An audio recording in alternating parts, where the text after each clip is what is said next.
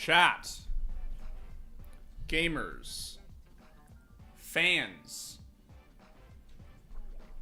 Of e-gaming.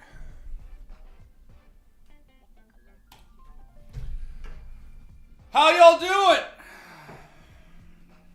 You guys ready for the worst fucking idea I've ever had? You guys fucking ready for what is by far, not even close, chat, not even close, the worst fucking idea I've ever had, unquestionably. Unquestionably. This is the stupidest fucking idea. Chat, I don't know what's happening. I don't know how I'm gonna do this. I just don't know. Yeah. What is this? I don't know. I don't know. I don't know. I don't know. This is really stupid. Chat, today we are ranking the greatest, the GOAT of GOATs. The GOATs of GOATs. We are ranking the greatest esports players of all time. Does this list make sense? I genuinely don't know. I don't think so. I don't think it does. I'm fairly certain that it does not make sense. I made one. I have one. I have made a list, and a tier list, and we're gonna order it. But I have absolutely no discernible notion as to whether or not this is gonna make sense. Okay? This is really hard. And I'll tell you why, chat. I'll tell you why it's gonna be so fucking hard. Why I'm so stupid. Fucking Christ on a cupcake. Christ on a cupcake, chat. Fuck. Alright, give me a second. This is gonna suck, dude. This is such a bad idea. Whose idea was this? Whose fucking idea was this, brother? Because this is the dumbest thing I've ever done. Unquestionably. Unquestionably the stupidest thing I've ever done. Holy shit. Stop talking. There's gonna be a lot of talking here, brother, over the next like 3 hours, so I think you probably need to click out of this stream. I don't think this is the place for you, Joe. I'm gonna be honest, man. It sounds like a skill issue that you're in here right now. Am I doing FACEIT today? I'm not doing FACEIT today, Brian. I'm gonna tell you up front. How much did I buy the Gungnir for? Significantly less than it's worth now. I bought it like 4 years ago.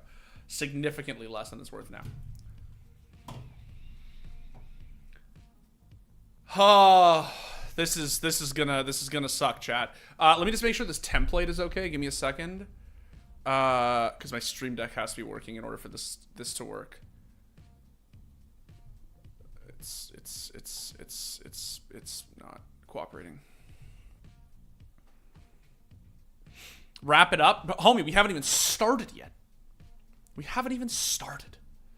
All right, so let's see. This work? No, I'm trying to figure out how to get my how to get this in presentation mode, but in a way that you guys can actually see. Because the problem is, chat, is that if I full screen presentation mode, like you see the issue here. I can't. What if I hold on? I may be able to fix this actually. Hold on. Like this might actually be.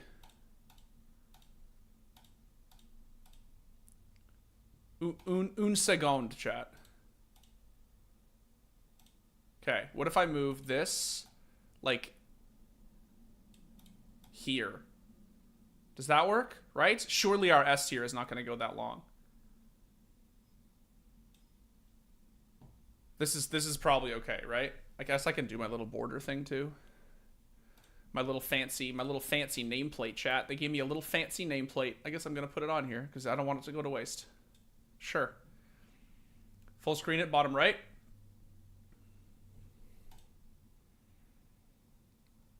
How do I full screen it? I can't full screen it.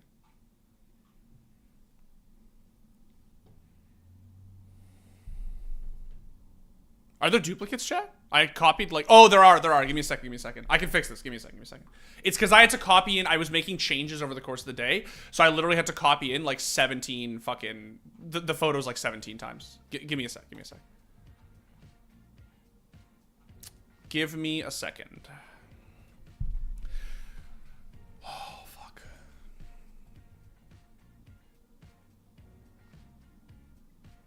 F11 for full screen with camera bottom right. Okay, let's try that. Let me sort the photos out first because I'm realizing that there are just way too many duplicates here. Can I just wipe these?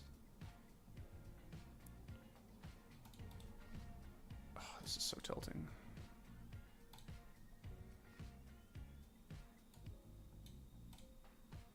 There, does that work? No. Okay, here's what we're gonna do.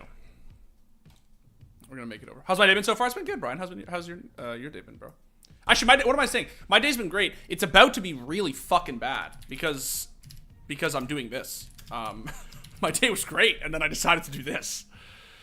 This is gonna suck, chat. This is like hardcore gonna suck. All right.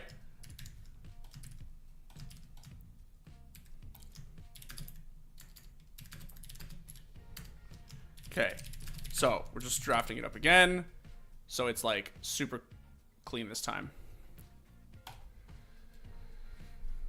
Oh god, all right. Oh, hold on. 2.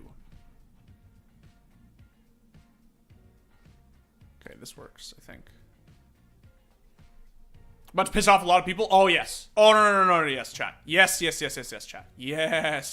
This list is going to piss the living shit out of a great many folks, myself included. I saw the guard disqualified. It doesn't make any sense. My take on it doesn't make any sense. There's got to be something wrong behind the scenes. I don't understand why Riot wouldn't just let the players play under a different org. Right, like there has to be some reason behind this. There's got to be like it's so deeply confusing that I think everybody is just so like rattled right now. Like it just makes absolutely no sense. Okay, so let's try this. This seems to be like the move, but what I'll do is I'll put the camera bottom right here, and then my little fancy nameplate. Can't forget my fancy nameplate, chat. There we go. That's pretty clean, right? Yeah, that's clean. There we go. I feel so bad for the players. Yeah, me too. It's horrible. It's like obviously horrible, right? Like it just makes no sense. It's just so silly. All right, so look, the reality is, chat, is that the reason that this is like the worst idea that I've ever had is one, because it's incredibly difficult to compare goats to goats, obviously. Like there's just no way to do it. Like I'm gonna full screen for this. I'm gonna be clear. This list is the stupidest idea that I've ever had. Just to be abundantly clear. The dumbest idea that I've ever had. Like people are gonna come in over the course of this stream and they're literally just gonna be like, he thinks he can. No, I don't. No, I don't. I don't think that I can do this. I'm doing it anyway. Just for entertainment value. Just for the fucking memes. I'm doing it anyway. Because why the fuck not? Because it should be possible to rank all of the gamers in order. It's not possible. It obviously not possible. But I'm doing it anyway because why the fuck not? It's too early to drink, but if I could, I would. And we're just gonna sit here until we get through them all. Okay? We're gonna demean some goats for others. This is exactly it. So the real reason that this list is the stupidest idea that I've ever had is because, as you'll notice from the selection on here, I have made the stupidest decision to put multiple goats for certain games, right? Because the reality is that choosing one goat for certain games felt wrong. It felt like, for instance, the cleanest example of this, right, is Faker. Faker is obviously the GOAT of League of Legends. I don't need another name from League of Legends on this list. He is the GOAT of League of Legends.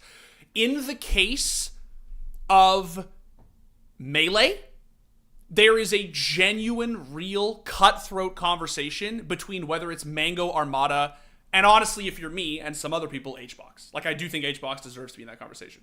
But you can't just put Mango. You can't just put Mango. I could, but it would feel cheap. Like, I want Armada in there because there is obviously a real conversation around who the actual GOAT is, right? So this is really stupid. I don't know how the fuck this is gonna work. I have no idea if this list makes sense. Truly, I have no idea. But I was like, you know what? Let's fucking, all I did, chat, was wake up this morning, choose violence, collate these photos into a tier list, and then just said, you know what, I'm gonna press the go live button and we're gonna figure it out. Okay? I have no earthly fucking idea whether it's gonna work. We're just gonna send it. We're just gonna send it, okay? Am I blind or ZywOo's not on this list? I have opted, chat, to not put ZywOo on this list. I have opted to not put ZywOo on this list. It's tough. It's a really tough decision. I'm one of the biggest ZywOo fanboys on the planet, but I think when you are actually talking brass tacks, as Persona just said, it's a little too soon. I do think it's a little too soon. I do think going into CS2, there is a very real chance that ZywOo could overtake the Counter-Strike GOAT title. I do not think it is fair to Device and Simple, to the sheer amount of time that they have played this game professionally, to take a rookie from 2019, God blessed as he is, and put him in that conversation with the two of them. He is the obvious third. He's obviously third behind them. But I do not think that it's actually fair. I don't think it's fair. So I did not put him on this list. Sumail feels like an odd inclusion. Yeah, we'll talk about that. We'll talk about that.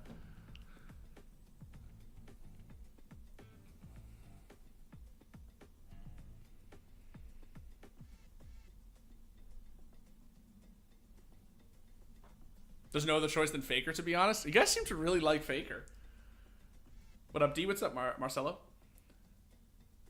Honestly, what do you think about Munacy? How good is he? I think Munacy is one of those very, very few players for whom it is impossible to overhype. I really think, and I've said this when he was 16. I said this when he was playing for Navi Academy. I think that it is genuinely impossible to overstate how good he actually is. He's unbelievable. He's unbelievable. Make some criteria. Okay, so there's obviously just no actual sensible way to make criteria for this. There just is not. Let's just be honest. What we are going to obviously consider are titles versus individual performance. Longevity is going to be important here. Longevity is definitely going to be important, right? How long have they been the GOAT? How long has their esport been around? And then obviously, as Loki just mentioned, impact. Cultural impact does have a place here. It does matter, right? Winning trophies is sick. It is the most important thing. But how much you influence the game, right, is what you've done for the game. That's a big deal as well. That's a really big deal as well. So counterbalancing, I mean, counterbalancing all of this, it's like, dude, I don't know. I don't know. It's going to be impossible to do this, okay? So I just talked about why no ZywOo. I don't think he's there yet. I don't think it's fair to Device and Simple, who have been playing this game professionally for like roughly half a decade longer than ZywOo. I don't think that it is possible to put him on here. As much as, even though I'm a huge ZywOo diehard fanboy, I don't think it's possible. Not yet. You got to give him a couple more years. It's not yet. Okay, so let's try to do this, guys. I don't know how this is going to work. I don't know how the fuck this is going to function. You'll see that I have the S plus tier, I have the S tier, I have the A tier, I have the B tier. I can actually probably zoom this in slightly and then maybe like move it over. This is fine. You'll notice that I also have an I am not qualified to rank tier. I decided to include this because there are genuinely GOATs that I, like, as someone who has written about esports for a fairly long time, across a variety of esports, I know what kind of GOAT status they inhabit, but I don't feel qualified to compare them to other GOATs. Like, I don't feel qualified to say, right, like, this is, but I want to include them on the list because I don't want people to think that I'm like disrespecting them, right? They obviously deserve a place, but I'm not going to actually rank them because I just don't feel qualified. Okay? So, look, the reality is you can't put everybody on here. These are just sort of the heavy hitters. I doubt Dimitri knows who Flash is. Guys, he's on the fucking list. Like, what the fuck do you mean? He's on the fucking list. All right. So, actually, I can do. Sorry, chat. I just realized that some of the names are actually covered, or some of the faces are covered by my my box. Let me move it down. I didn't notice that the first time.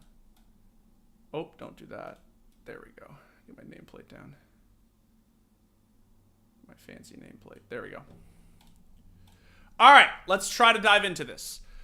Jesus Christ, this is gonna suck. Okay, so can you walk through everyone on the list? Yeah, that's a good idea, Marcelo, actually. That's a good idea. So I'm just going to go through all the names. I'm not going to give a pedigree. I'm just going to talk about, I'm going to say who they are, and I'm going to say what game they're from. Okay? Like what they are the GOAT of, or arguably the GOAT of. Okay? Yeah, name and game. This, Justin Wong, obviously a legendary North American fighting game player of a variety of titles. He is the GOAT of Marvel. He has 7... Okay, I said I wasn't going to do pedigree. GOAT of Marvel. We're saying Marvel versus Capcom. That's Justin Wong. This is RPK. RPK, shout out to Latonk.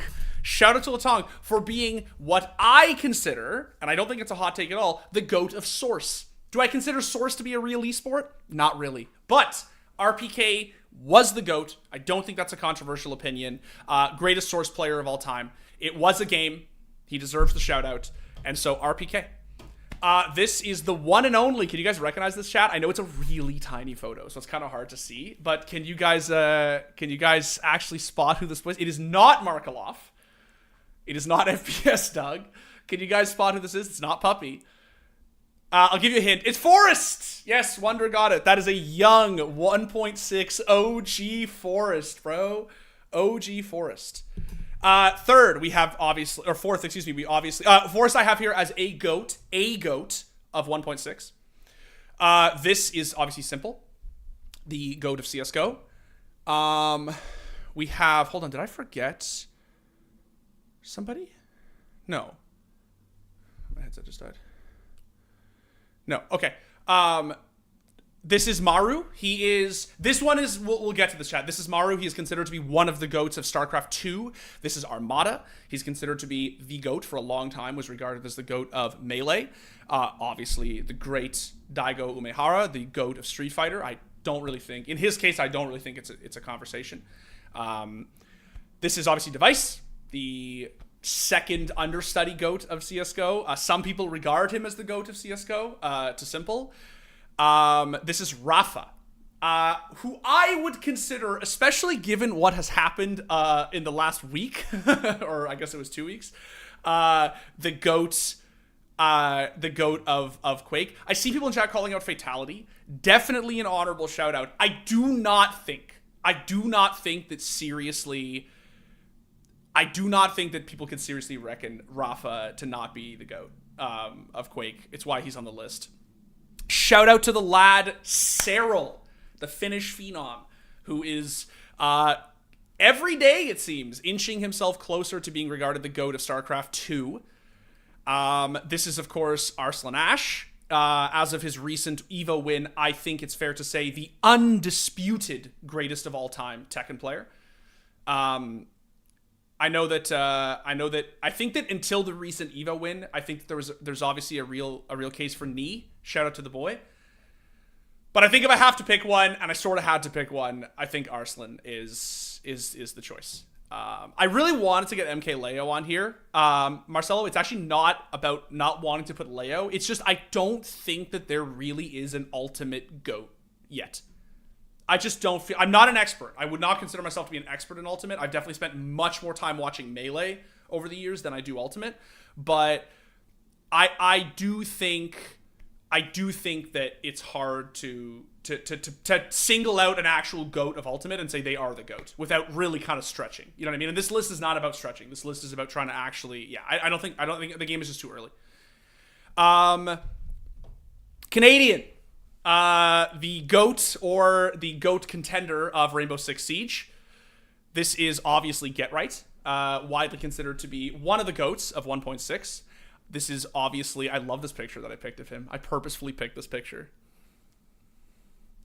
This is Faker, the one and only GOAT of League of Legends.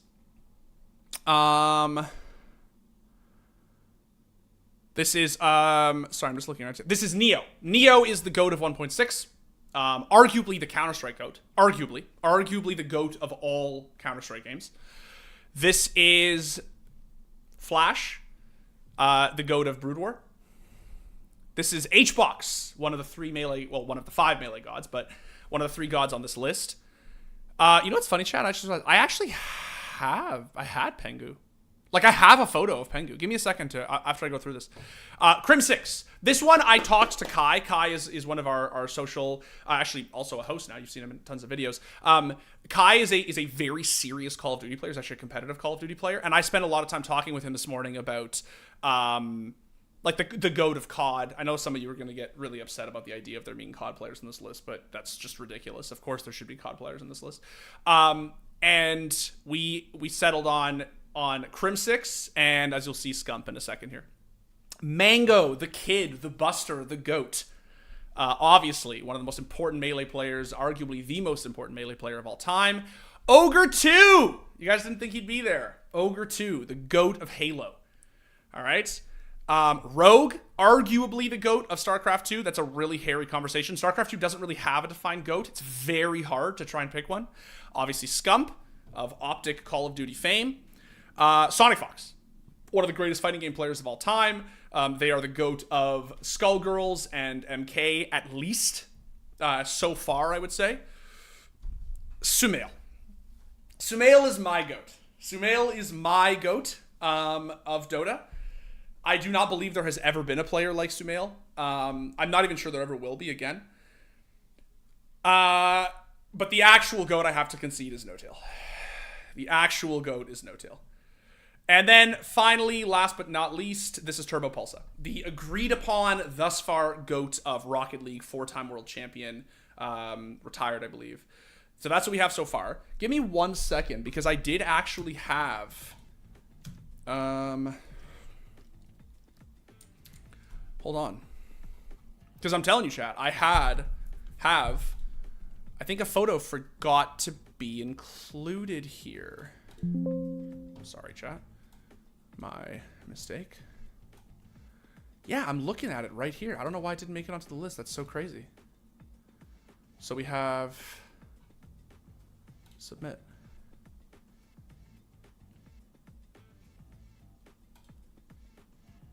I think it's bugged. I just added the Pengu photo for the 2nd time, and for the 2nd time, it's not showing up here. Dude, what the fuck? Well, for the Siege fans in the chat who really care, I will, I guess, do this now. How many of you Siege fans in the chat want to have the Pengu v Canadian debate right now? How many of y'all want to do it? This is so weird. I don't understand why it's not showing up. I'm literally picking. Is it because of the file type? Maybe it's because of the file type.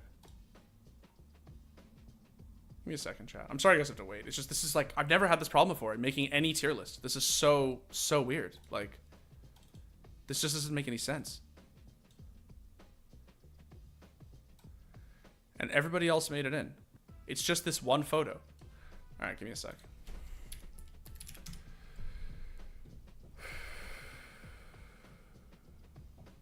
Yeah, I'm gonna find another picture of him. That's what I'm doing right now. It's just the weirdest thing. I just couldn't figure out why it wouldn't import in. Like, it doesn't make any fucking maybe because it's a PNG, not a JPEG, but I've imported other PNGs. Like, it doesn't, right? It doesn't add up. All right, let's just get the lad in here. Let's get the lad in here. There. And then we're gonna go. We're gonna fucking hit the ground running, chat. There it is. Okay. So, for those who do not know, I'm sure that there are some maybe who don't. This is the last name I didn't get. This is Pengu, arguably the GOAT of... well, for a long time, it was considered to be the GOAT of Rainbow Six Siege, rightfully. All right, Jesus Christ, let's get into this. So, this is a tough one. This is a really tough one, chat. Justin Wong, the greatest North American fighting game player to ever live. 7-time Evo champion in Marvel 2 and a 1-time Evo champion in Marvel 3. Justin Wong is a really, really important name in the history of fighting games. He's really important name in the history of esports. Sinatra? Okay, so I actually thought long and hard about the Overwatch GOAT. And I think that I thought long and hard about it because I actually play Overwatch. Some don't know this. I've played Overwatch for years, pretty seriously. There's 7. So me not putting Sinatraa on this list, honestly, is not a symptom of him being what he is. It is, I just genuinely don't think that it is fair to say that there is an Overwatch GOAT. I just don't. The way that they all play the game does not lend itself to GOAT. The game has never actually had a sustained superstar. It has had a player who, like, wins it all in 1 year and then fucking retires and then goes and does, or becomes a streamer, or I just genuinely do not think that it is fair to say that Overwatch even has a GOAT. And if you had to pick one, I would pick Super. As some people in the chat are saying, I would pick Super, but I don't even think that he is the GOAT. I don't even think. Not because he isn't the best, but because it just feels so weird to say that there's a GOAT of that game when it really does not feel, you know what I mean? That's it. So that's what it is. That's the only reason I don't have it here. It's not just because Sinatraa is fucking Sinatraa. It's because I just genuinely do not feel that it is fair to have any Overwatch name on this list. Okay, so Justin Wong. I am just gonna say, chat. I have to put him in. Like Justin Wong is one of the most important names in the history of fighting games. He is. Danielle's popping in to say that Daigo is the only S+ tier and Flash is the only S tier. Danielle, I have to put. I realize it's the first one, so a lot of stuff's gonna move around, but it is like heresy to put Jay Wong anything lower than A. Like, he has to be A tier, right? Like, the dominance in Marvel 2 is insane. Like, right? Like, to win Evo 7 fucking times in one game is like, brother, chill. Like, these, right? Like, leave some for the rest of us. But I just, you talk about the impact he's had on fighting games historically. You talk about the impact that he's had on esports, how he helped it grow in the very early days and even now. Like, it just feels... I'm only putting him A because he's the first one. Justin and B would be offensive, so A at minimum. That's where I'm at. I just don't think it's like, it would be actually offensive, but he could be S depending on the rest of A. That's kind of where I'm at as well, Danielle. I'm putting him here, just chat, because he's literally the first one. Not because he can move. It's just, I'm trying to like have a fixed point around which I can build, and it's very hard with this, okay? Okay, the next one is actually pretty easy. So I put RPK here because I do believe that he is the GOAT of Source. Again, I don't really think that Source is a particularly real esport, but it was an esport, chat, and people did play it, and there's people who are going to get upset when I say these things. So I think it's fair to say that RPK is B tier, not only because his dominance in Source was not insane. He was not to Source what, Neo was to 1.6. He was just the best Source player. He was just the agreed upon best Source player. But I will also say the game of Source was not, like, I interviewed RPK personally, and I talked to him about, him being so good at Source, and he straight up said to me, like, Source was just easy, dog. Like, he straight up just said it. He was like, Source was just an easy fucking game. Like, I don't know why everybody wasn't as good as I was. Like, so it's an easy B tier. I'm putting him on here because he deserves a place on this list, but it's B tier. It's not, yeah. Okay. Now this is tricky. Forest. Okay, so... Oh, this is so fucking hard. Can I reorder them here? I can. Okay, so... Or is that cheating, chat? If I reorder them, is that cheating? Do I have to do them as they come? Can I group all the 1.6ers together, or do I have to... I'll let you guys decide. Am I allowed to do them all in one swoop, or do I have to do them as they come? I'm not allowed to do them in one fair swoop. Group them, not together. Just go in order, do them as a group. Fuck, you guys are split. Group them. Do them all at once. Okay. You know what I will say? I will just say, I know it seems like cheating, but wasting time by grouping them. Okay, I'll leave them as they come. Forest is widely considered to be one of, if not the greatest 1.6er of all time. He's also considered to be one of the greatest Counter-Strike players of all time, obviously. Here's what I'll say. I do not think Forrest is the greatest 1.6 player of all time, but I definitely think that he is so close to the status of GOAT that it would be heresy not to have him on this list. He is also on a tier of God gamer that is really like 1.6, unlike Source. 1.6 was a very, very, very hard video game to be the GOAT at, if that makes sense. 1.6 was an unbelievably difficult game, and to be as good as he was at 1.6 was insanely impressive. Shroud talked about it on stream semi-recently, where he called them the God gamers of 1.6.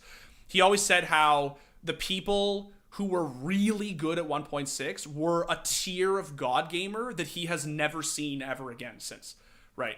Like they were better at that video game than basically anybody else has ever been at a video game. I do think Forrest...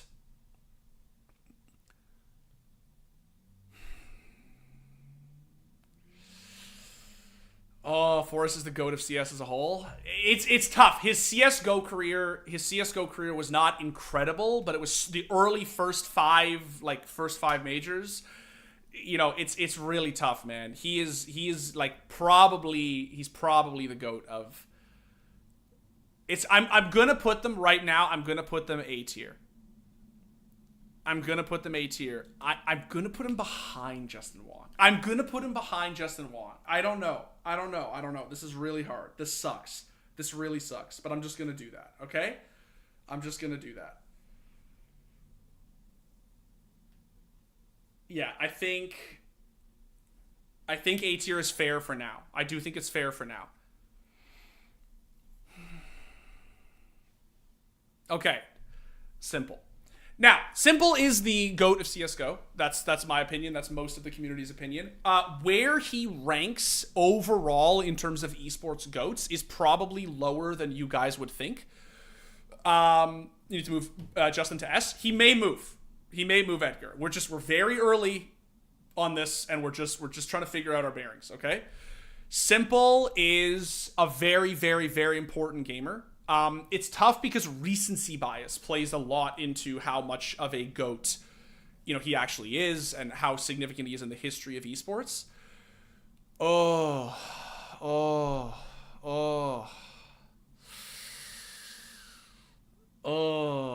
fuck. This is tough. Oh, I just thought about putting Simple S, and then I thought of putting Simple ahead of Justin Wong. Oh, chat, it's happening! It's happening! I don't know how to do this, chat. I don't know what to do.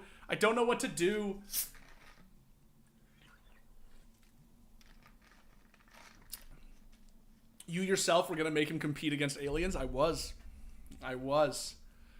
It's literally too young to Justin. This is where I'm at, Danielle. I just don't think that Simple can be above Justin Wong. You have to understand, guys, it's recency bias that makes us think that Simple is like the GOAT. Justin Wong won Evo 7 times in one game. 7 times. His career is still growing. He is. But he's still young. I think... I'm going to put him behind Forrest. Oh, I did it. Oh, no. I put him behind Forrest. Dude, I think that this is the build. I don't know, man. Forrest is...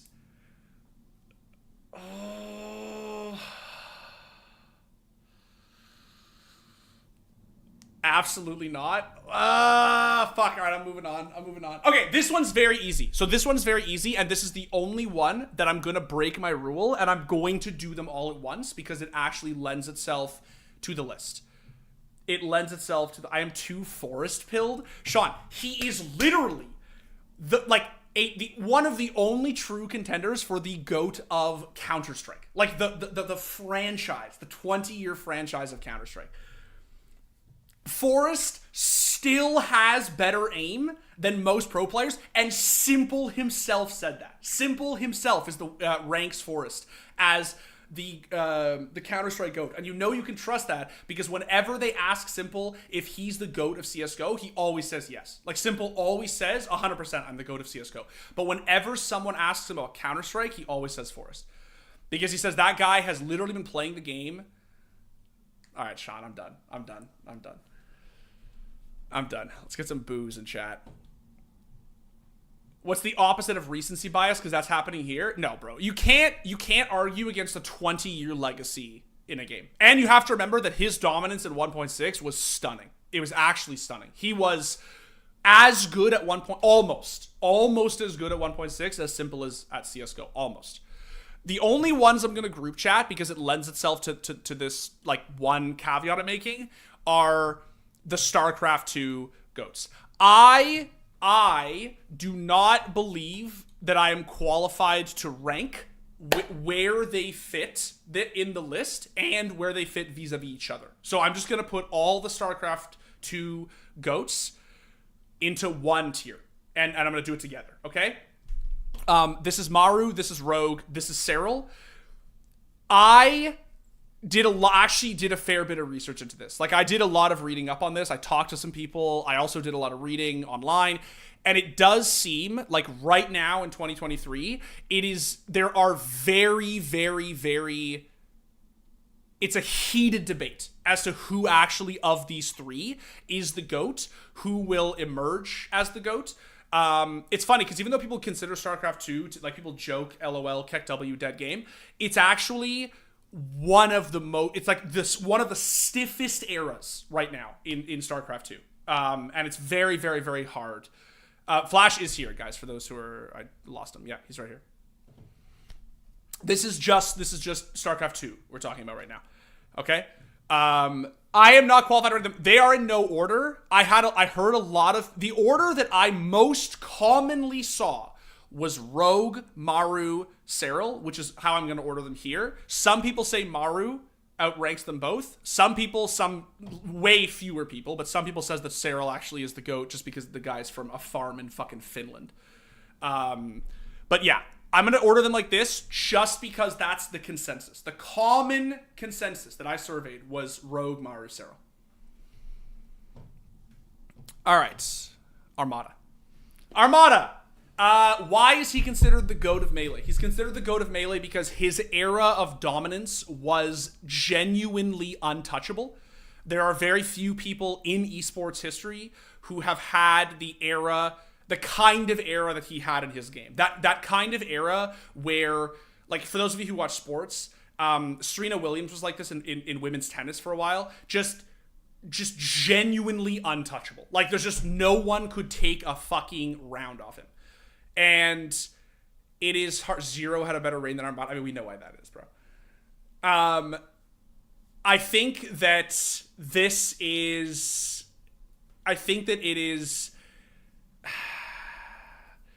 I have him and I have Mango on here. We'll get to Mango because I'm not allowed to group them because that's what you guys said. His reign is genuinely insane. Like, insane. If you really look at it, chat, if you actually look at his pedigree, it is fucked. Like, it is fucked how dominant Homie actually was over the course of his career. It's really stupid if you actually look at his look at this. Fucking, the man just shits championships. He pisses excellence. Like, it is, and he basically talking about retiring at his peak, or close to his peak. Basically, there's no debating, I think, that Armada is the GOAT. The problem, chat, is that he did retire, and since his retirement, Mango has done Mango things, right? And HBox is still a top player, obviously. And so there is now... This is hard. This is fucking hard, guys. What do we think, chat? What do we think? Where does Armada go?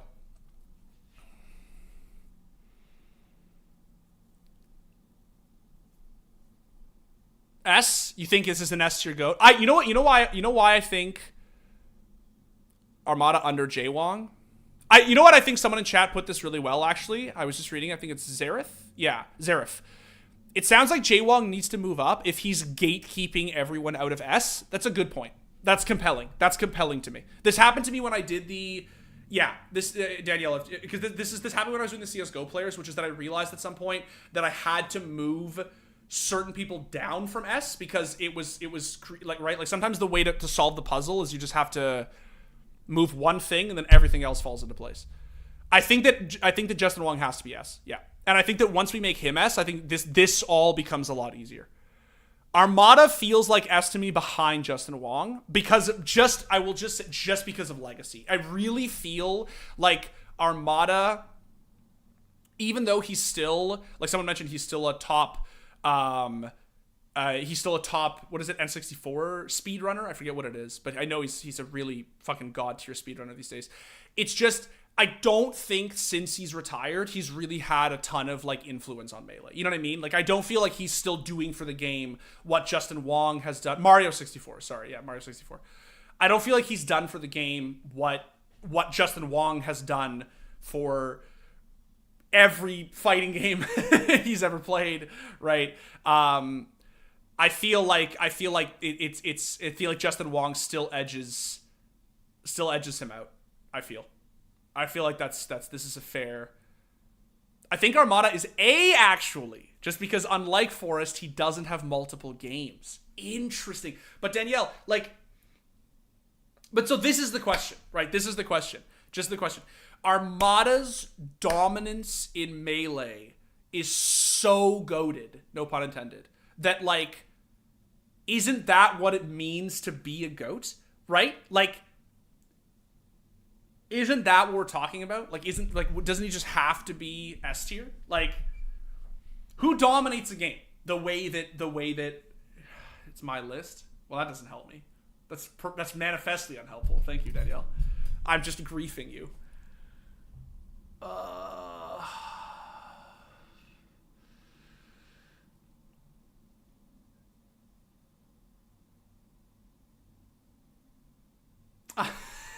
This is tough. This is really tough. I'm going to keep him at S. I am. I just think that the period of dominance is... It's really, really, really rare. I just think it's really rare. It is rare to be that fucking God touched at a video game. I do. Well, we might move Simple. We'll see. We might move Simple. There is a universe in which I could see Simple over Forest. There is a universe in which I could see Simple over Forest. But it's tough. I don't know, man. It's really tough. All right, let's move on. Daigo. Daigo is a tough one. Here's what I will say about Daigo. There are as someone who has not ever really played fighting games seriously, but has watched them for a long time, Daigo is a tier of gamer that comes around very, very, very, very, very, very infrequently. Very rare. There are very few people in the history of esports and even gaming at large whose name carries as much cultural significance as Daigo. Like, Daigo, you can be... Danielle and Sean and I talk about this a lot, but like, someone just said he's also the propagator of the most famous play in esports. He is, like, people when I was in like the fucking like 7th grade or whatever, right? People were watching the Daigo parry on like fucking like E-Bombs World, right? Like, it is like, it's just, it transcends esports. Like, it's such a big deal. Daigo is literally the reason, says Danielle, that there are pro fighting game players today. Maybe the reason there are pro gamers at all in Japan. Maybe the reason we have esports outside of Korea broadly. Like, Daigo... what play? The Daigo parry. Show us, please. I can't tell if you're memeing, but I don't care. Because any fucking excuse to watch the Daigo parry is an excuse that we take. I do not give a shit. Could not give a shit. Yeah.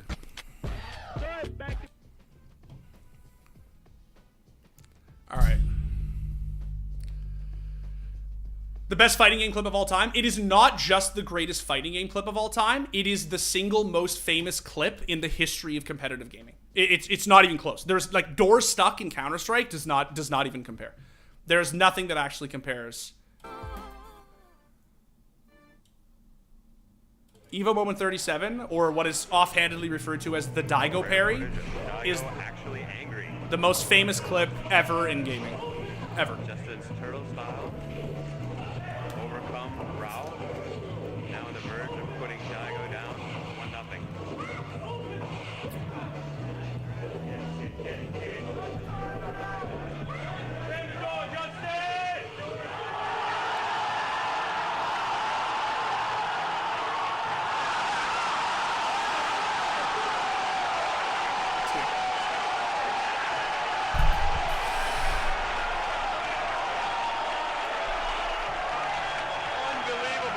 For those who maybe, there are actually maybe people in chat who've never seen this before. It is, the thing that makes this appealing to literally any gamer, even if you have no concept of how Street Fighter works, is that the HP, right? Justin's turtle style. Individually parries each knock of Justin's super. Overcome Rao. Now on the verge of putting Daigo down. 1-0. Look at the HP, bro. Look at the HP.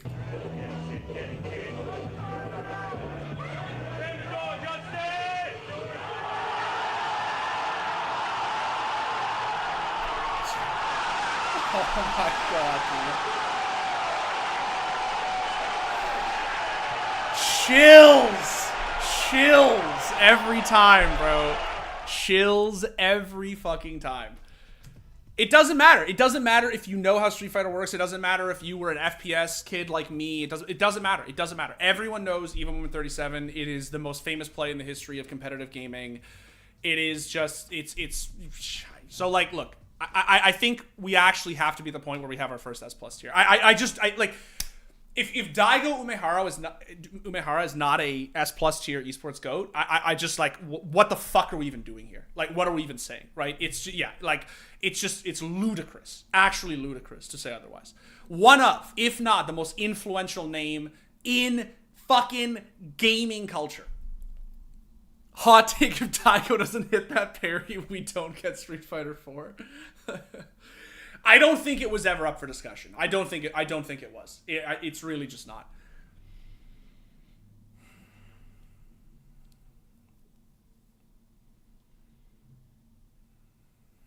You might say he was really fighting for the future. Chat, let's get some boos in chat, please, for Mr. Sean Wetzlar.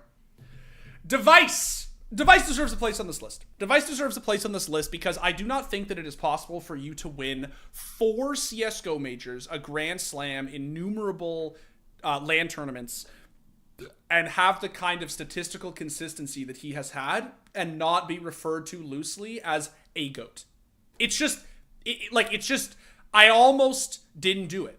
But I was like, because I do think Simple is the GOAT, but I was just like, it's crazy. It's so disrespectful if you don't consider this man a GOAT. How many majors did Dupree win? 5. But Dupree never had the kind of statistical individual dominance that Device did. This is a tough one. The one thing I will say about Device, and I think that because we're being really critical here, chat, right? These are the GOATs. These are literally the greatest names in the history of esports. The one thing I will be critical of Device for, and it's okay, it's not his style, but I will say, Device has not had nearly the influence on the game that Simple has had. Or other GOATs on this list. Device just wins. And that's great. That's how you become a GOAT.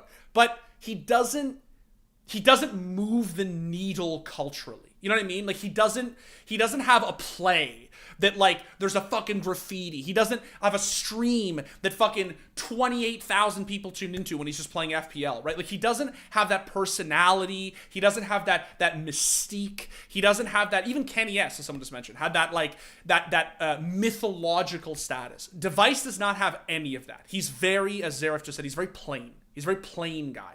That's the one thing I'll say. He's very plain. I think as far as GOATs go,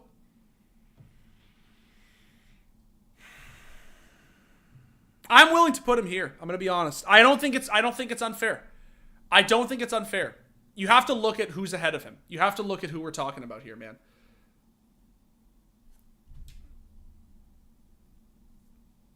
I'm honestly not. I think this is fair. I think that this is understandable. I think that this is fair. Yeah. I just think the guy wins. The guy wins trophies. It's why he's on this list. But I just don't think that. Yeah. Rafa. Okay. So this is a very, very, very tough one. This is a very tough one because technically Sonic Fox, we talked about Sonic Fox. Sonic Fox is on this list. This is, sorry, it's zoomed out so hard to tell, but that's Sonic Fox. So this is a tough one. Rafa, there are very, very, very few people who have the level of sustained dominance as Rafa. Rafa is arguably the greatest like FPS player of all time. Arguably. It is just crazy. Just crazy. The amount of winning that this guy has done. It is really like defies our even like basic understanding of just like what it means to be, you know, a number one ranked gamer, right? It is very, very, very difficult to overstate how dominant Rafa has been over the course of his career. The only thing I'll say is that it's tough to balance out how you judge a Quake GOAT. It's very tough because the thing about Quake, chat, is that it is not as competitive. And I know that some people are going to freak the fuck out when I say this. I don't mean it's not as hard. It is like the hardest fucking game in the known universe. And to be good at Quake is like to be better than anyone else at anything. But the game has died down. And there are not as many people who play the game, which is what I mean by not to say it's not as competitive, as something like Counter-Strike or League of Legends, right? Or fighting games. Like, it's just, it's not as surprising that someone like Rafa has had the level of sustained dominance that he's had, the way that it's very surprising that somebody like Faker has managed to stay on top for as long as he has, right? So this is a tough thing to counterbalance. This is tough because on the one hand, he plays like the hardest FPS in the known universe. The only FPS that I think that could actually be said to be harder than Quake, and this, I don't even know if it's true, but it's the only one you could argue, is 1.6. That's the only game that I think you could honestly say at a mechanical level is on par with Quake, is Counter-Strike 1.6. Rafa.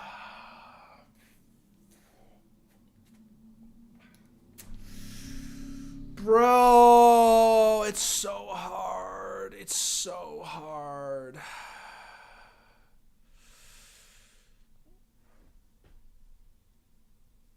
Didn't play Brood War? I did play Brood War, Sean. I did play Brood War. Brood War was a very, very difficult game. I was just talking about FPS.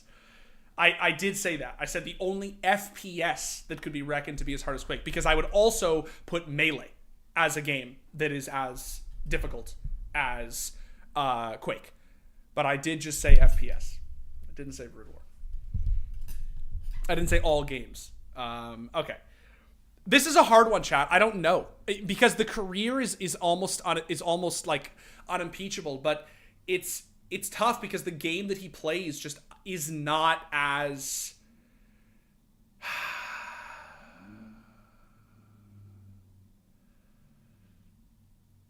oh, this is hard. I like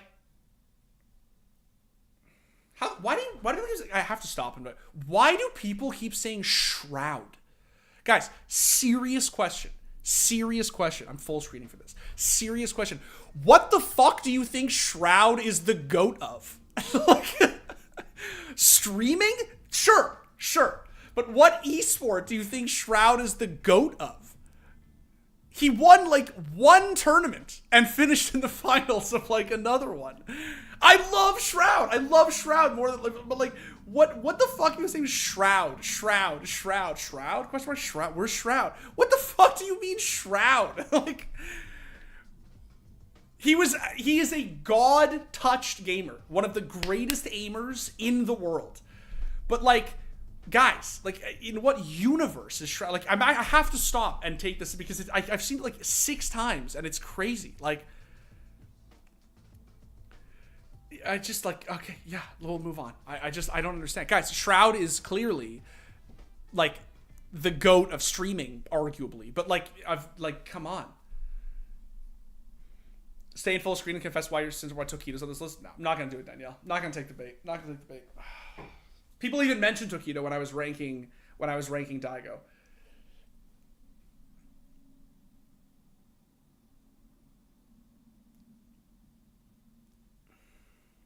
Isn't stream titled Greatest Gamer? Yes, we are implying that's actually a fair that actually makes sense. Maybe that's why people like what I'm obviously talking about are competitive gamers.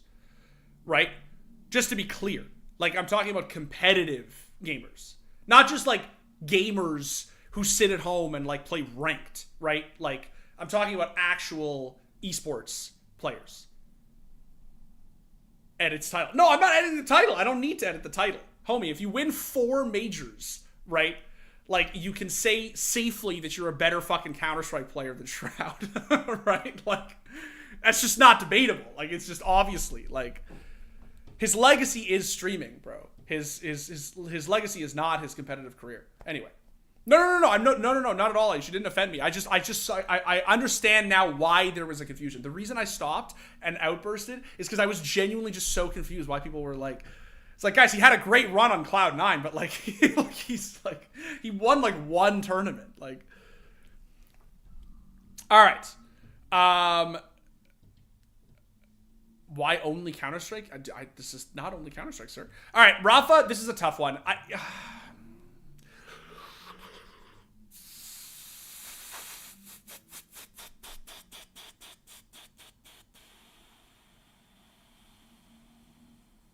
I really feel like it could be tough. Like, it's got to be high A. I don't know if S. Maybe I can't. Maybe I can't rank him. Honestly, maybe I can't rank him. Maybe I can't. Maybe I can't. Maybe I can't. It's tough. It's tough. Like,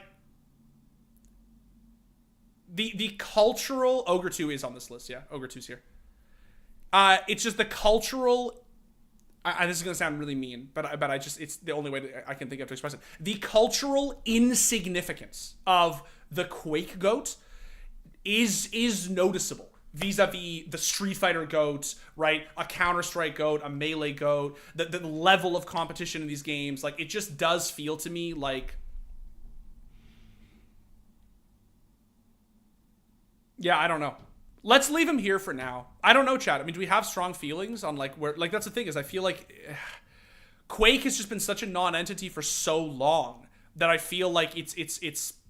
Like, his results make me think... Because I have watched Rafa over the years. Like, I actually do watch some Quake. And I've watched fucking Quake since I was in fucking high school, right? But it just feels like his career has to be S. But I also, like, that seems insane to me. You know what I mean? Like, to rank him above Simple. And that's not just Counter-Strike bias. Like, just the impact that Simple has had on Counter-Strike and gaming in general versus Rafa is, like... Everyone's saying, who cares, dead games? See, this is the problem, right? Like... But he has literally been at the top of his game for 15 fucking years, as Seek just said, right? Like, this is a hard one. This is a really fucking hard one.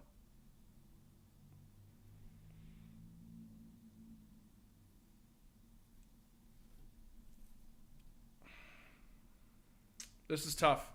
Turbo Pulsa is here. That's Turbo right here. All right, I'm gonna leave it. I'm gonna leave him bottom S. I honestly put him bottom of A. Dude. I feel like I don't know. I don't want the legacy to overtake the ranking, but at the same time, like, you know what I mean? It feels Dupree, guys. Dupree is not the GOAT of CS:GO. I actually did this list last week. I did the GOATs of CS:GO last week. Dupree is Dupree. Like, I'm not. There's no disrespect on the name, but the man's a 5-time major winner. But I'm not gonna.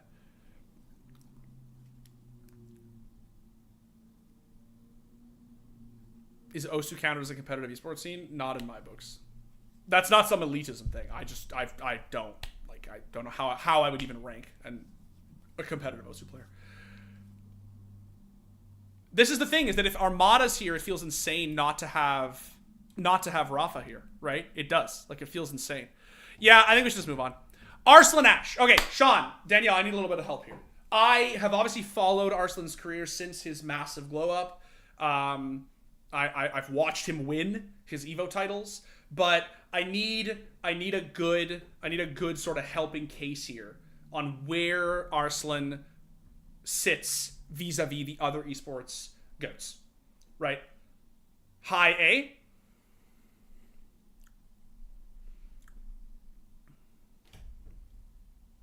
He doesn't have the legacy yet. That's true, for sure. The thing I need help understanding is, and I feel like I know the answer, but the question I have is, like,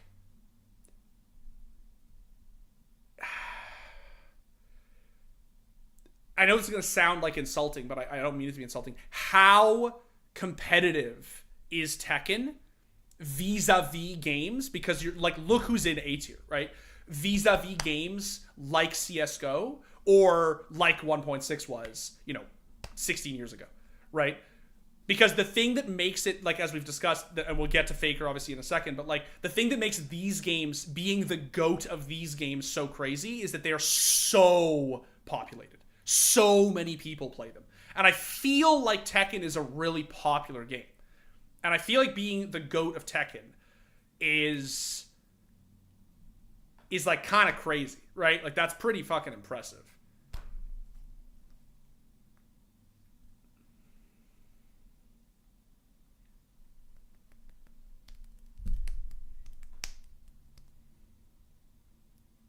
Tekken 7 sold 10 million copies. It's a popular game.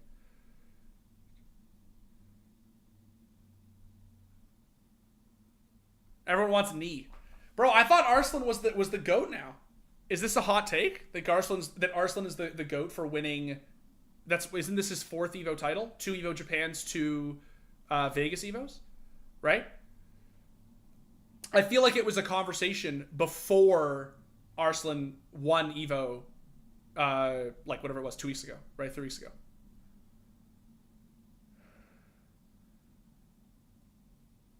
Arslan is simple to Knee's Forest. That's a good analogy that makes me understand. Knee is the all-time Tekken GOAT. Arslan is the Tekken 7 GOAT. Okay. Do we feel that we need to add Knee to this list? Chat? Do we feel? This is our list. I'm not here to fucking, right? I'm trying to make this as honest as possible. As fucking stupid as this is, I'm trying to keep it. Do we need Knee on this list? Is he of that caliber? All right, let's get Knee on here. Put him in there. Let's get him in here.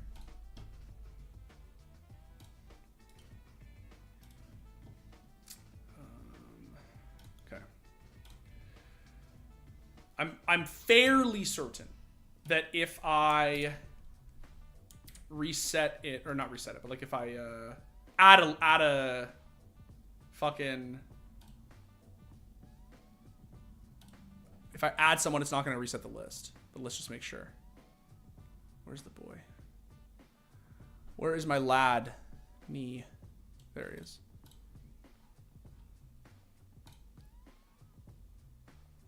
No, sick. Awesome. It doesn't reset it, which is very helpful for our purposes. All right. So we got Knee in here now.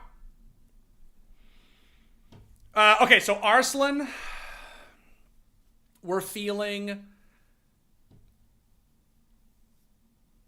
Do we really feel?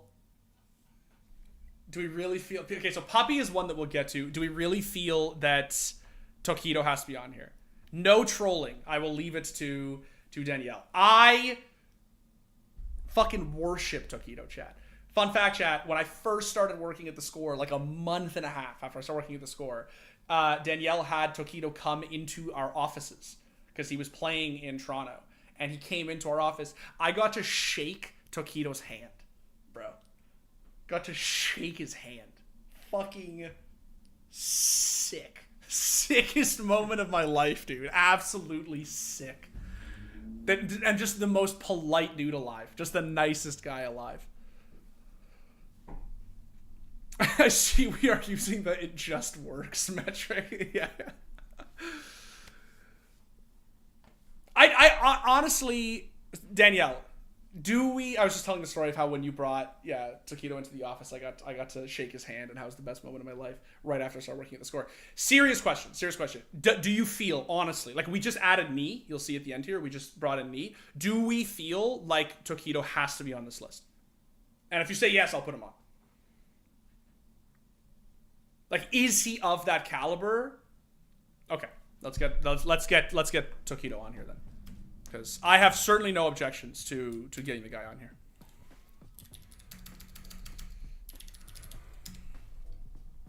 Oh, what a photo! How do I get that photo? Oh, there it is. There it fucking is. And while we're at it, let's get Puppy. Let's get the boy. And we'll talk about Puppy.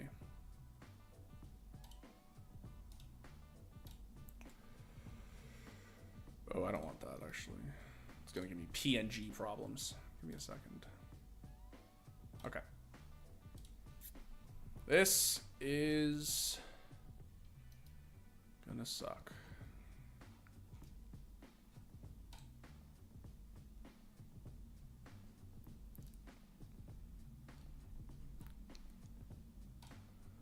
You wouldn't talk shit to Taquito on land? Bro, I would never talk shit to Taquito anywhere. Taquito, and then I also, where's the boy? Puppy. All right, submit. All right, Jesus. All right, we're adding them in. Let's go. Okay, Arslan. Where are we settling on Arslan? Where are we settling?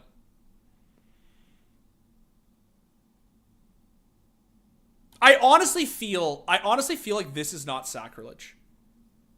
I actually don't think that this is sacrilege. And it's not just Counter-Strike bias. It's not just Counter-Strike bias. The legacy for Forest, I feel like let's put it this way. If we're gonna put Forest above Simple, we're gonna put Forest above Arslan. Is like my reasoning there. It's not like Forest could end up going here. It's just that I feel like if this is the reasoning we're going with right now, I feel like this has to be logical, right? Like, because Forest is like, if we're talking about knee, right? Like Forest is sort of like of that tier of legacy, right? Where it's like, it's just disrespectful to put somebody who's been, the GOAT for 4 years over someone who's been playing Counter-Strike at the highest level for 20 years, right? Yeah, I think the overall career of Forest is too singular. I feel like this is okay. Yeah, I don't think Arslan, and again, I'm not a Tekken expert. Like a lot of you, I think, know a lot more about Tekken than I do. But I feel like it's fair to say that Arslan has just also not hit his peak yet. Like he's just not of that, right? Okay, Canadian. I feel that Canadian is I'm gonna do this one. I'm gonna group these two now. I'm gonna do this now, okay? Because I want to talk about Siege once. I think me is the all-time Tekken GOAT. I think Arslan is just T7 GOAT. Yeah. I think this is fair. By the way, yes, this is not Cadian. This is Canadian.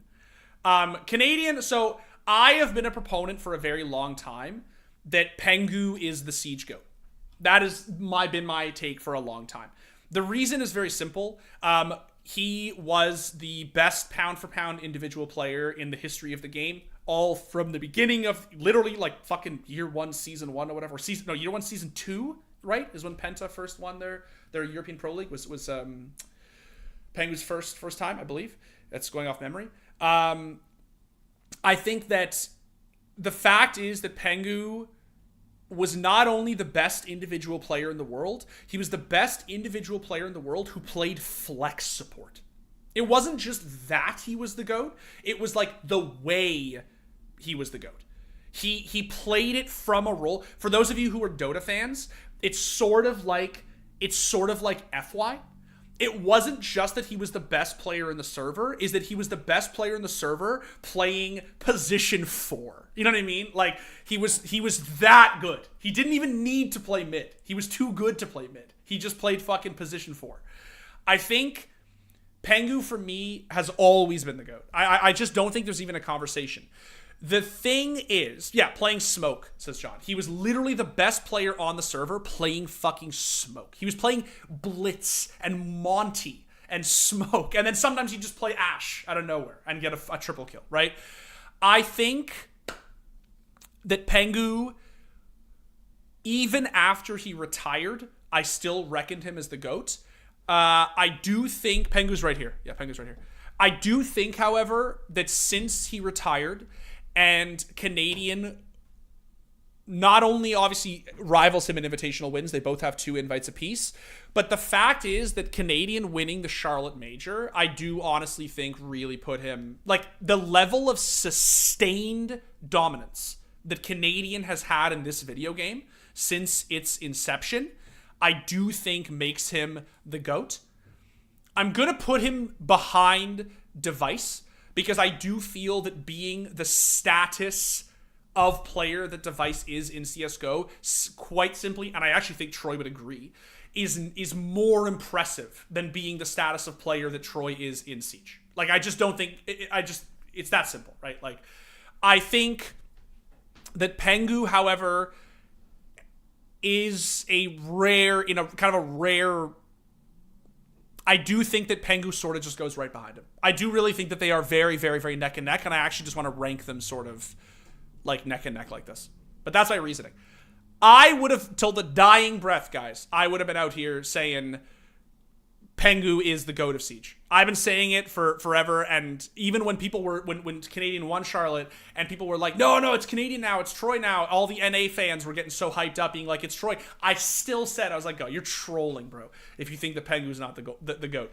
I do now honestly think that Canadian has done enough since Pengu retired that I don't think Pengu is the GOAT anymore. I don't. And he could come back. Hey, man, he could come back. And he could unretire, he could hop back in, fucking rejoin G2, and do it just like, but I think it would be disrespectful and disingenuous to Troy's current continued legacy to say that he is not the GOAT. I think Troy has earned his spot as the GOAT of Rainbow Six. Now, I know that a lot of people in chat today are not huge Siege fans, but I had to do that because the mans deserve their shout out.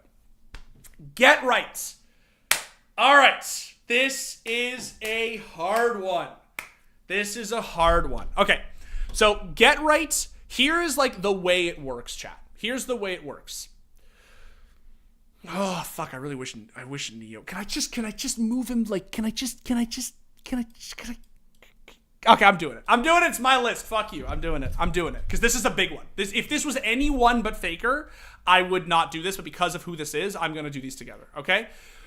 So, in the history of Counter-Strike, there are widely considered to be 3 names that are the GOATs of CS as a whole, right? So sort of like what Knee is to Tekken, what Daigo is to Street Fighter. There are names that are to Counter-Strike.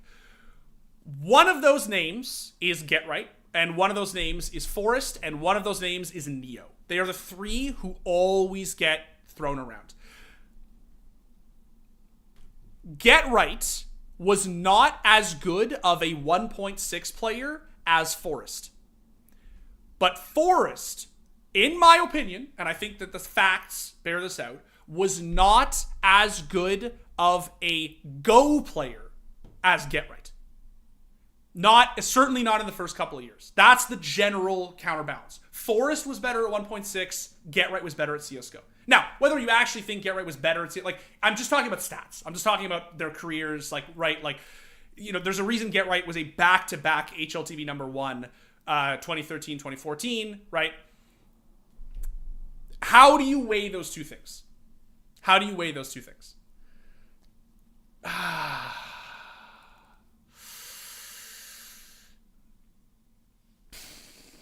I think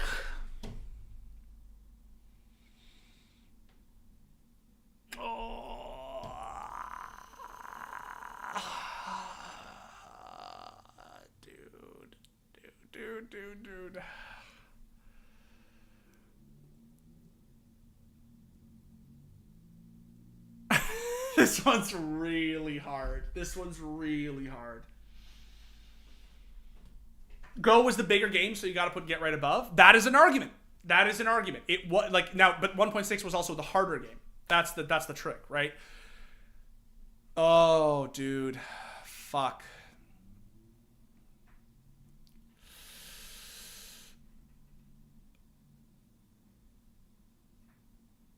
I actually think, chat. How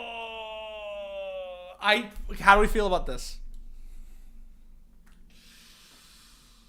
How do we feel about this? I'm gonna let this stew for a second. I'm gonna let this stew. How do we feel about this? Serious question. How do we feel about it?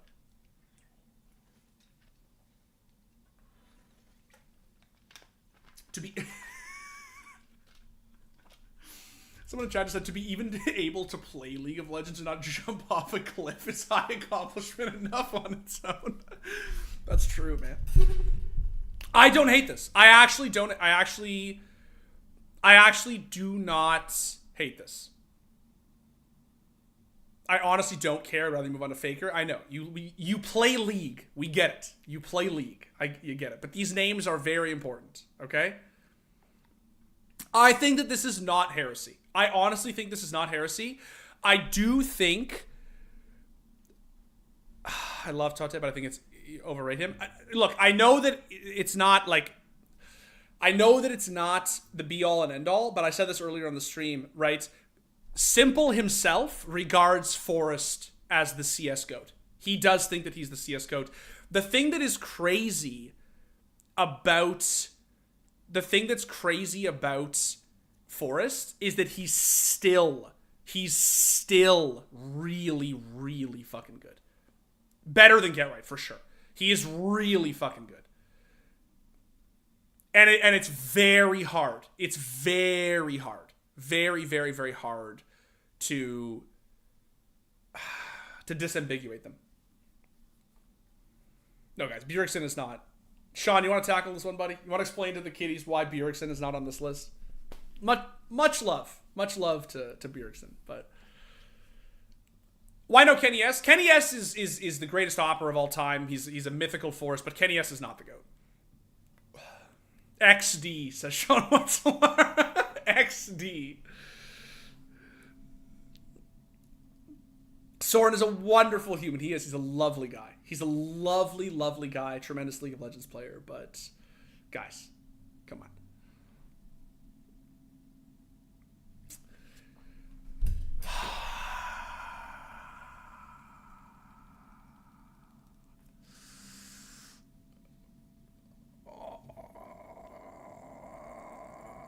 I think the way that I make sense of this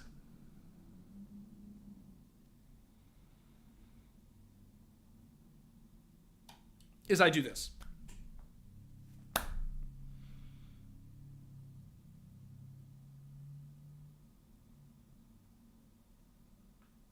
Something worth stating is that the only people on this list are people who have the ability to be called the GOAT of their respective game, and League only has one. Yeah, that's true. That's a really good point, Danielle, to put it bluntly. Right? Guys, it's very obvious that Faker is the GOAT of League of Legends. Like, at no point since basically 2014, 2015, I guess, no, not 2014, 2015. 2015, because Faker actually did have a bad year, 2014.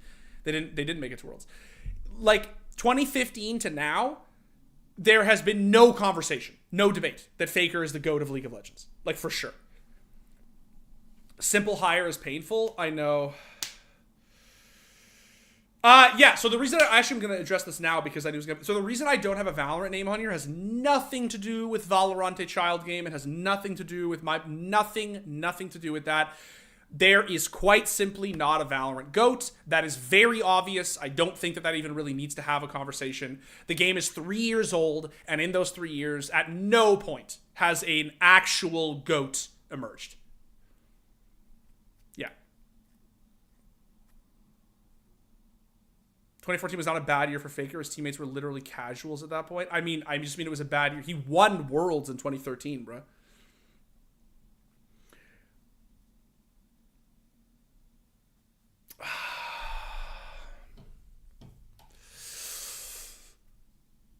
I don't know, dude. I don't know. This one's so hard. This one's so hard. The legacy is just so fucking... I think that this is fair. I think that maybe this is fair. So Neo is unquestionably, Neo is the GOAT of 1.6. Forrest is the second best 1.6 player of all time. And Get Right is the third best 1.6 player of all time. I would say that Neo obviously had a great CSGO career with the Virtus Plow, right? But Neo's 1.6 career was staggering. Only word that can be used. He was staggering. Neo was the best 1.6 player to ever live. 100%. He was. And although I do agree that Get Right long term and even Forrest, right, are more iconic, it's so hard to know where to put Neo, man.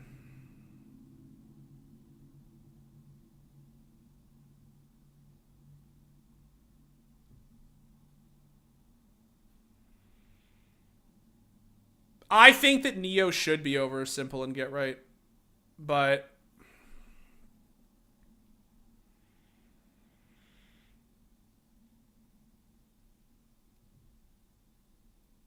oh.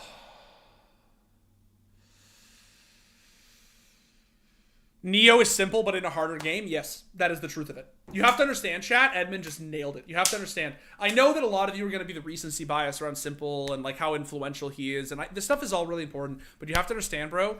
Neo was to 1.6 what Simple is to CS:GO, and 1.6 was a harder game. To be the Simple of 1.6 was like unimaginable. Like it was so fucking difficult. How is 1.6 harder? For a variety of reasons. The game was so much more unforgiving than CS:GO. CS:GO is literally like Zoomer shit compared to 1.6. Why 1.6 is harder? The movement was a lot more difficult. The spraying was non-existent. The game was so much unforgiving is the only word I can think of it. If you've never played it, if you never grew up playing it, it's just dude, play 1.6. go as a Go player, go play 1.6 and see how it feels.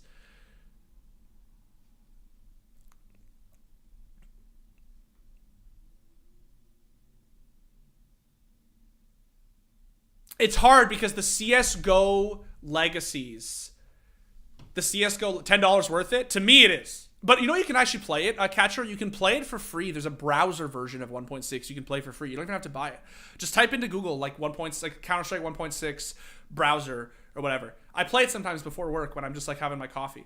You can play there's like lobbies you can join. It's really fun, actually. Yeah. It's a hard fucking game, bro. It's a really hard game. And if you go back and you watch the frag movies, we watched someone stream it a week or two ago.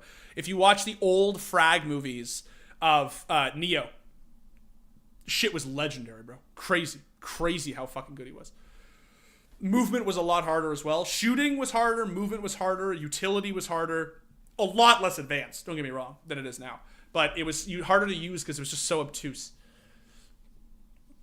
I started CS in 2018, so I'm oblivious. No, that's cool, Catcher. That's cool, bro.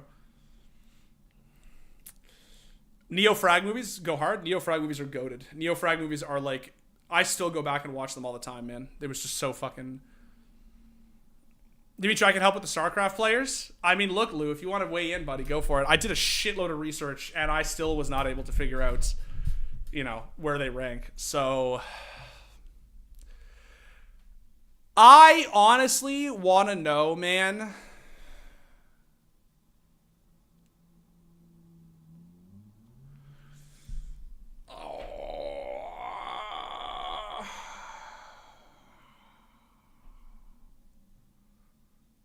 Fuck, this is so hard.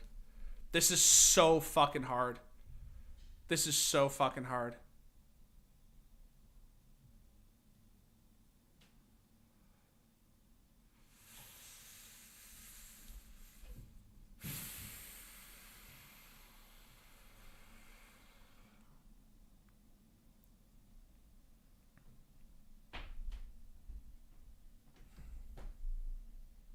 Why did Neo not play CSGO? He did play CSGO. He was on Virtus Pro. He won a major with Virtus Pro in 2014.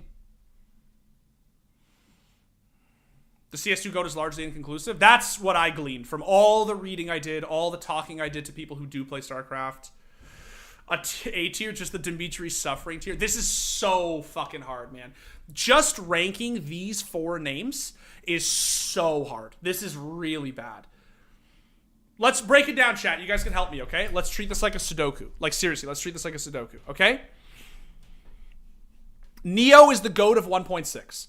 Simple is the GOAT of CSGO. Which is more impressive? Keeping in mind that Neo did also win a major in CSGO. Like, he did win a major in CSGO.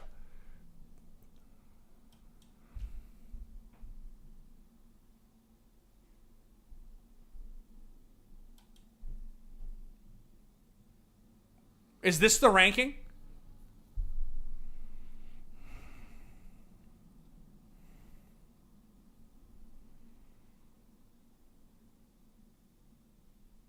You think Neo's an S tier? Maybe that's the solution to this problem, bro. I cannot put fucking Rafa above Neo if we're doing this. I can't do it. I just realized I can't do it.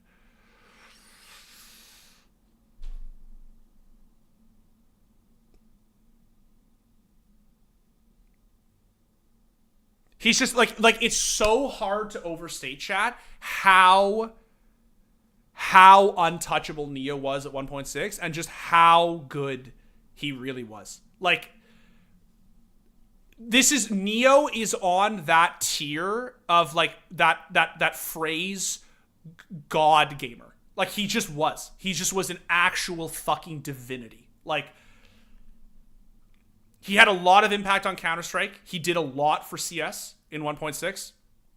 He was unquestionably the best player. Unquestionably the best player. Is Simple below all of the 1.6 players? I think that this is the question. Like, I am willing to, like, I do think Forrest outranks Get Right. Chris is a close personal friend of mine. But I think Forrest has to edge him out. I think Forrest just has to edge him out.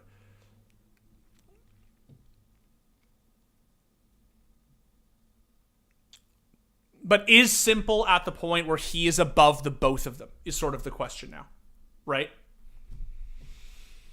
And maybe...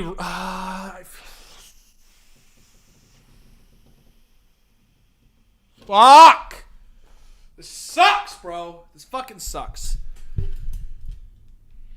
I agree, Simple over Get Right. I mean, I think that's a fairly good take. Simple over Forrest, I do feel is a bit of a hot take, though. Now that I'm kind of looking at it, you know what I mean? Like, I do feel like it's a bit of a hot take. Maybe this is just the ranking, bro. Maybe this is the ranking. We keep Neo back down from S tier. You know?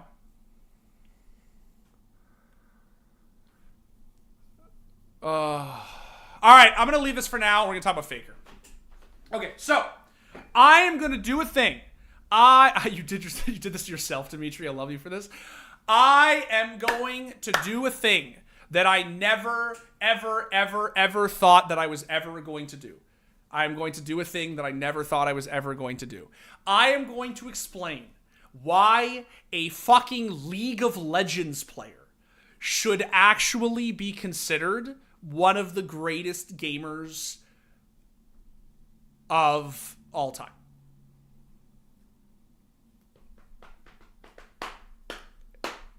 It is actually psychotic that Faker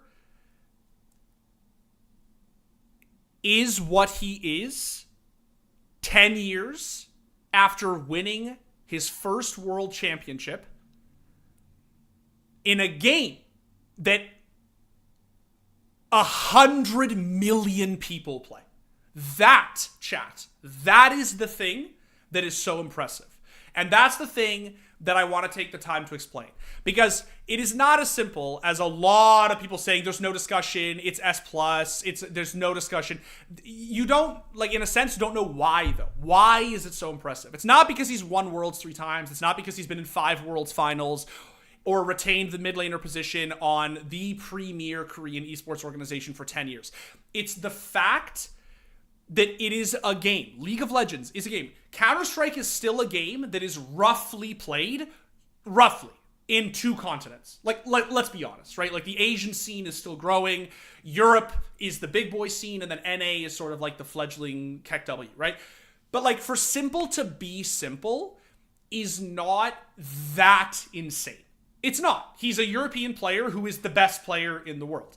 The fact that Faker is Faker in a game that 80 fucking million people play is insane.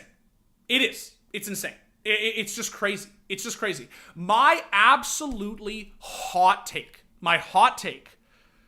and Sean and I have talked about this recently, is that if Faker actually wins Worlds one more time before he retires, I think he is in the conversation for the greatest gamer of all time. He's in the conversation for the greatest gamer of all time if he wins Worlds one more time. If he does it one more time, that would be stunning. That would be impossible. No, he's not already there. He's not already there. But he would be, it would be serious. He would seriously be now in the conversation if he did it one more time. There is,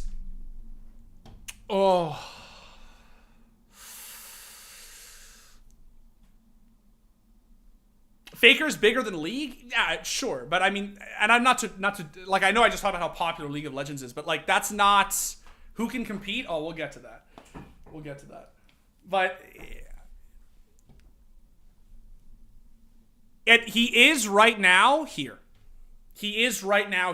And I think that the people who are going to lose their shit over why Daigo outranks Faker, you're not thinking big enough. Like, you think that the fact that Faker, you guys think that the fact that Faker has been a very, very big name in esports for the past 10 years, even Sean, even you, Sean, you're not thinking big enough. Like, the impact, Danielle, so you're talking about Justin being better than Faker. The impact that Faker has had on League of Legends in the past 10 years is still not, does not compare to the type of legacy that someone like Daigo has had over the past 20 plus years.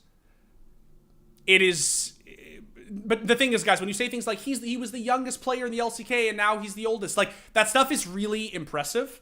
But it just, when you're talking about someone, when you're talking about someone of Daigo's caliber, I can't believe I have to convince you of this, Sean. When you're talking about someone of Daigo's caliber, it doesn't compare. It just doesn't.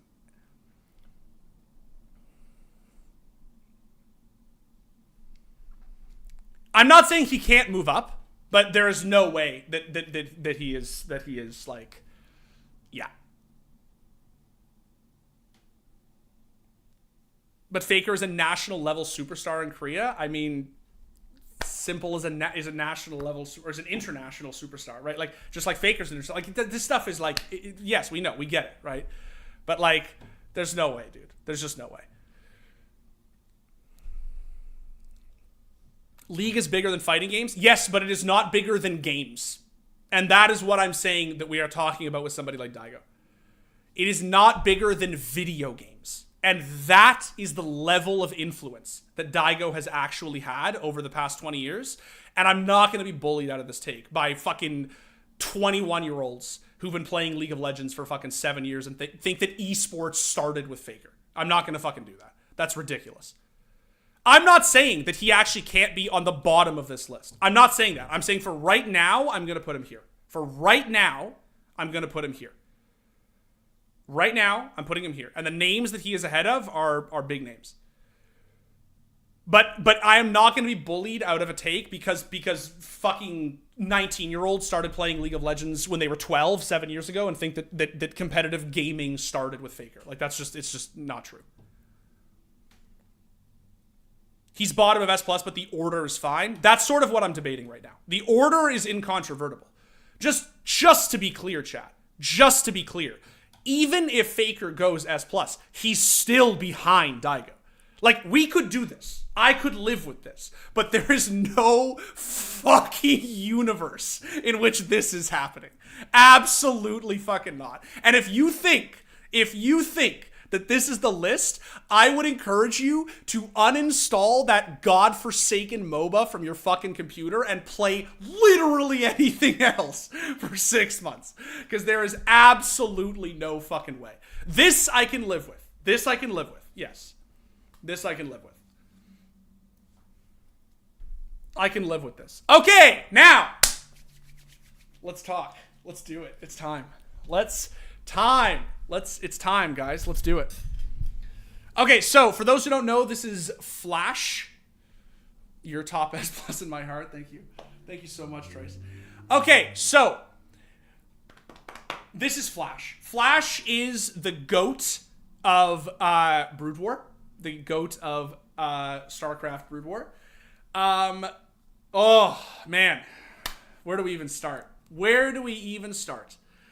The ultimate weapon. The God. I believe it was just God. I think that was actually his nickname. God. I was watching Flash play Brood War when I was in high school. He, in about 2000 and... It's like from like 08 to like 2010, basically, is what is loosely defined as the platinum age of Brood War. The game was widely considered dead. And just for meta reasons, it was widely considered dead. And then basically for a variety of reasons, mostly because of this guy named Bizu, it was reincarnated. And these young players started taking over Brood War and basically like reigniting it. And Flash was one of those players. The three biggest names were Bizu, Jaedong, and Flash. There are others, but they were the biggest three. Obviously, the biggest two being Flash and Jaedong. And Flash is emerged as the greatest Brood War player. If you guys actually, I'm gonna make the plug, Sean. I'm gonna do it because nobody fucking watched it, bro. And like, one of the first videos I ever wrote for theScore chat. One of the first videos I ever wrote was called The Greatest StarCraft Rivalry, Flash versus Jaedong. 88,000 views. And it says 4 years, but in about a month or two, it'll actually have been 5 years. Because I started theScore 5 years ago. Next week, actually. It'll be 5 years. And this was one of the best videos I ever wrote, man. We ever did. It was so good. And if you haven't watched it, please, please, please watch it. Because it will teach you a lot about this history. And yeah, it basically will give you sort of the lowdown on Flash's career. And yeah, it was a great video. Really enjoyed it. If you guys watched it, I really am very thankful. I worked really hard on it and I really enjoyed it. So in Korean StarCraft lore, there is this term, bonjour. Some of you may be familiar with it, right? It's basically this idea that there are certain actual god gamers over the course of StarCraft's history, right? There are 5, right, canonically accepted bonjour: Boxer, Nada, I Love Uv, Savior, and Flash. Flash was the 5th bonjour, and widely considered to be the best. In the immortal words of a former employee of theScore and also a former professional StarCraft observer, Flash was not only the 5th bonjour, he was also the 6th bonjour. Flash had the most untouchable career in the history of StarCraft, and inarguably, the most impressive career in the history of esports. Of literally any gamer who's ever lived. Flash showed dominance, sustained dominance in his game in a way that no player ever has, not even Faker. The level of without mentioning Boxer, no, you're right, sorry. I'm trying to just keep things moving along here because this is about Flash and not about the history of StarCraft, which is why I tried to plug the video, right? Flash is unquestionably the most dominant gamer who's ever lived. Just for sure. This is really where you want to look. It's basically from here to here. Like Brood War is where you want to look on in the Rollster days, right? This Boxer is the godfather of the whole scene, but that was a long time before the late era Brood War. Yeah, I'm not trying to trace the history of Brood War. I'm just trying to talk about what I refer to and others have referred to as the Platinum Age, right? So the golden age of StarCraft comes to an end, and then these sort of youngsters revive Brood War. Right when everyone thinks that, like, well, it's not, they didn't think that it was a dead game. They thought it was a solved game. They thought that the meta had been solved. And then these youngsters came along with these crazy ideas about how to play it, right? And they're the ones I'm talking about, obviously. Because they ended up ushering in what is widely considered to be the greatest era in the history of Brood War, right? Anyway, Flash, the dominance that Flash has had in Brood War is unparalleled. There's just genuinely nothing like it. And to compare him to basically any other game or gamer is tough. It's really, really, really hard.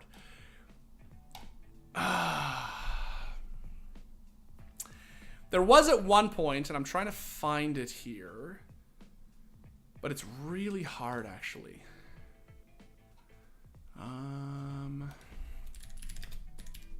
Because it's worth it, trust me. It's worth it.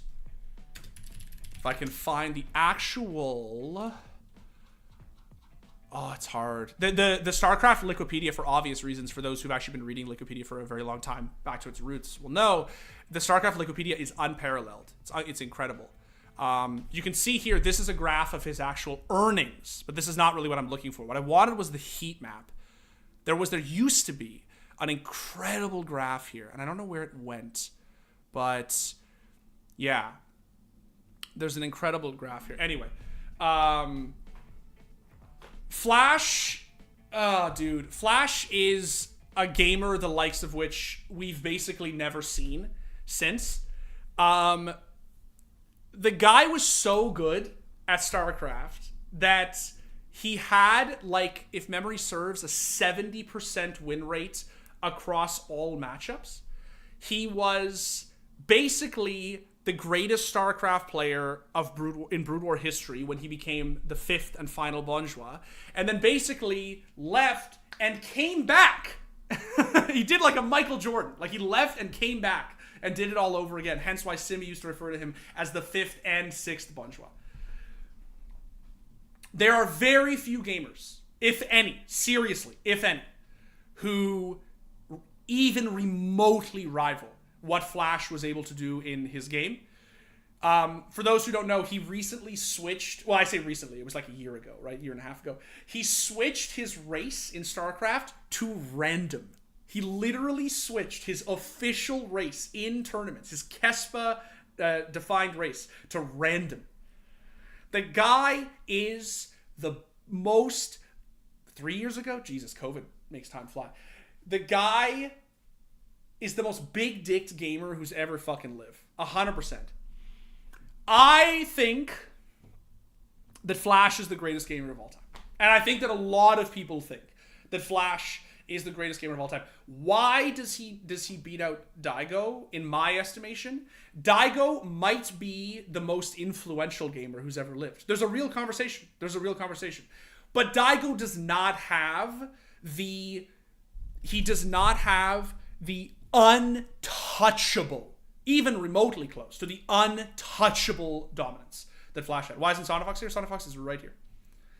So for me, Flash should have his own tier. Honestly, S Plus was going to be Flash's own tier, but I'm going to leave him top of S Plus. For now. Yeah, Brood War was never as popular in the West. Very popular in Korea. But I just don't think it's possible to rank a gamer above Flash. What I was saying earlier, chat, is that I genuinely think that it's possible that if Faker wins Worlds one more time, we might actually be able to say that he's the greatest gamer to ever live. Maybe. But I don't think he's there yet. I don't think it's fair to say that he's there yet. Flash is the greatest of all time. He's the greatest gamer to ever live, unquestionably. I think that this is a very fair ranking. This I'm very happy with. This tier I have no qualms about. I'm very happy with.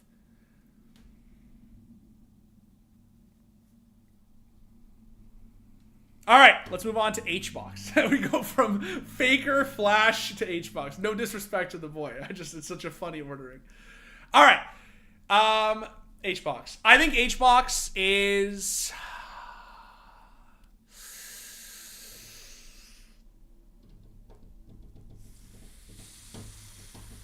I think he's above Canadian, below Device.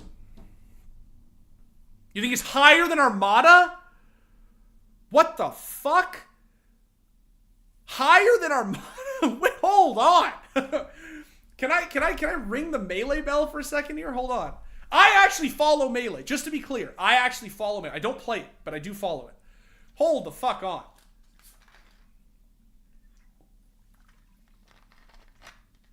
He is not above fucking Armada, brother. I love HBox. And I think that he is underrated. Someone in chat's okay, I'm not wrong then. Chat's very upset. Somebody said, I'm not going to call out who it was, because I'm not out here to shame people. I was just so surprised when I saw that. The thing about HBox that's so incredible, and I know that Danielle has this take as well. The thing about HBox that's so incredible is that he has such an incredible dominance influence in Melee, but nobody wants to admit it. Nobody wants to admit that HBox is actually long term might actually be the GOAT. He might actually be the GOAT. Nobody wants to admit it, bro. They don't like it. They don't like it.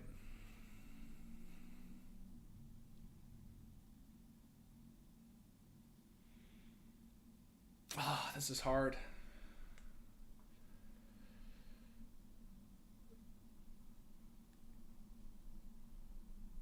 This is hard, chat. This is so fucking hard. Oh. Leffen be sulking right now? I mean, come on, man. Be serious.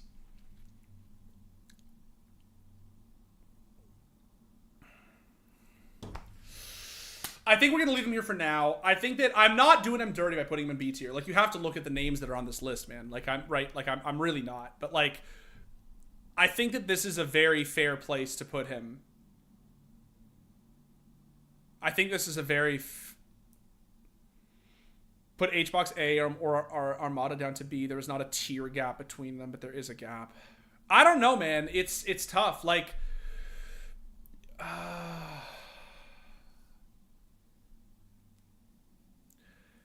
It's tough.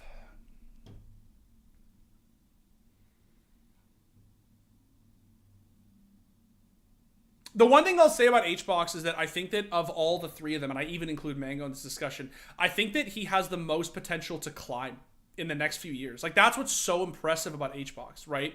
Is that he's still a top player. And I know that, like, Mango is still a top player, but Mango's still a top player in that crazy thing where he just goes, like, 3 weeks without even touching Melee, and then 3 months without, and then he'll just show up and win a super major. Like, that is the Mango. That actually is the Mango, right? Like, that's the thing. Like, but if you look consistency wise, like, HBox is still,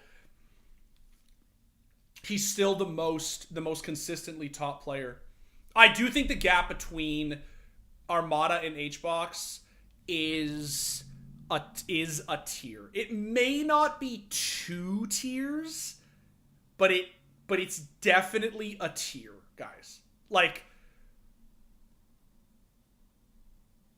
the era of dominance that Armada had was obviously GOAT grade. Like, just obviously GOAT grade. And HBox is a player who just long term is very, very, very consistent. He has the device factor. Like, he has that device, right?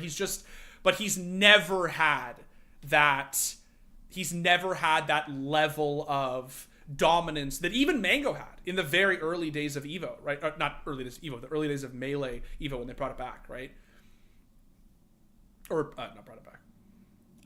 The 2013-2014 doubleheader, right? All right, we can move on to Crim 6.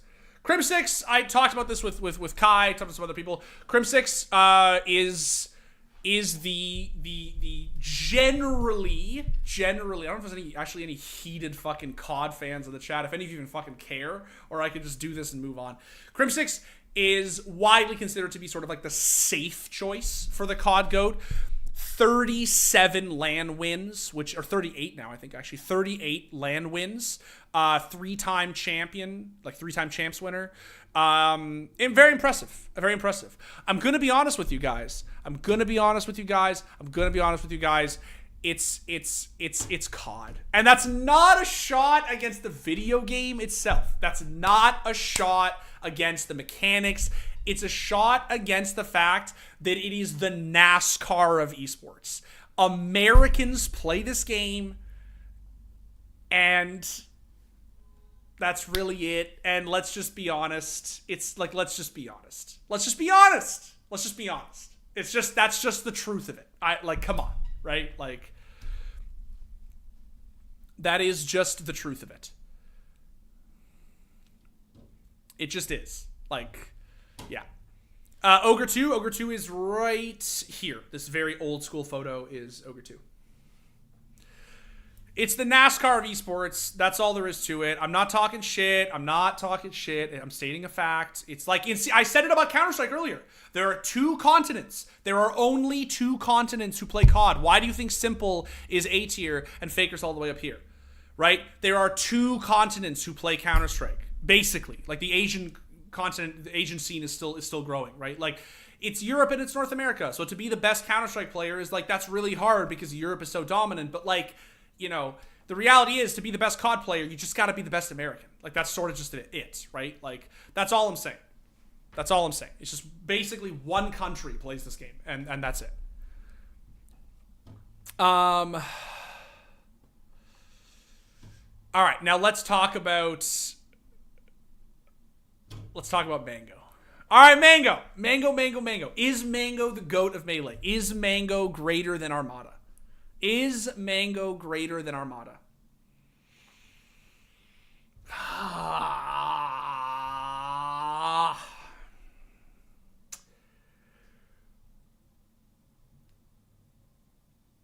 There's just no way to be biased, chat. There's no way to not be biased, I should say, when we're ranking the Buster, the kid. There's just no way, dude.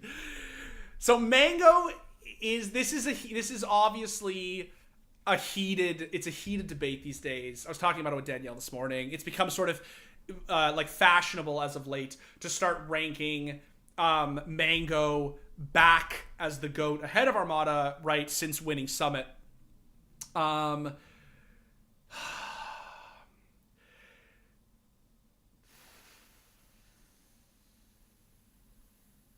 Fuck, man, this is hard.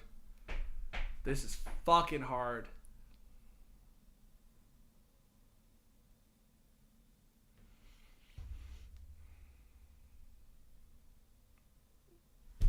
The thing about Mango is that he does not have the era of dominance that Armada has. What Mango has is a sustained longevity, right? He is historically, he is the, like, in that sort of loose, undefinable sense, the Melee GOAT. Yes, he has 2 back-to-back Evos, but it's also the fact that, like, of all the players ever to touch Melee, Mango plays more characters at a higher level than anyone else. Has always, right? Like, he plays 3 characters at a super major level, but he plays like literally, man, like fuck. I remember when I was doing research for a video that I was writing a few years ago, like his puff, he used to rate higher than HBox's puff. This is many years ago, mind you, but like the guy is in some sense the greatest Melee player ever to touch the game. Not in terms of results, but just in terms of influence, savviness, like game sense, mechanics, just longevity, everything, man. He's so talented. He's just so naturally gifted. And of course, he does that fucking mango thing where every year the guy shows up and he's got to win one super major, like Danielle said this morning. He's just got to show up out of fucking nowhere and he's got to win one super major. And that is the natural. Exactly, dude. Like, that to me is what makes him like just GOAT grade. Right? There's something that is the mango. That is the mango. The mango is like just awaking from a drunken stupor once a year and winning a fucking super major from the lower bracket. Like, that's the mango thing. And I just, oh man, I feel like he's gotta go ahead of him. I do, man. Like, he is a God-touched gamer. He is, man. The guy doesn't even try. Like, he doesn't even try, and he's just the greatest fucking ever. He is the greatest ever.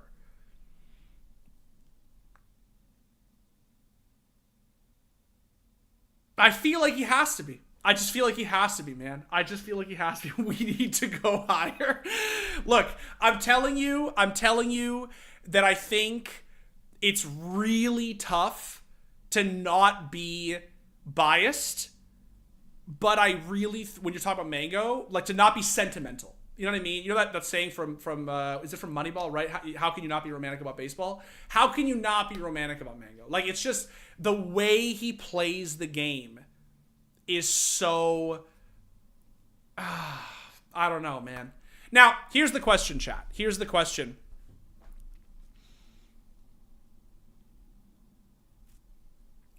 Should HBox be down this far?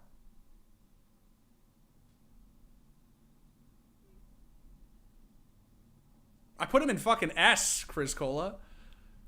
Should HBox be down this far? I definitely think this is not unfair. At least A. At least A. I think this is fair. I do think that there is, oh, I don't know, man. I feel like there's a tier difference, but it's so hard. What if we swap these two and just don't even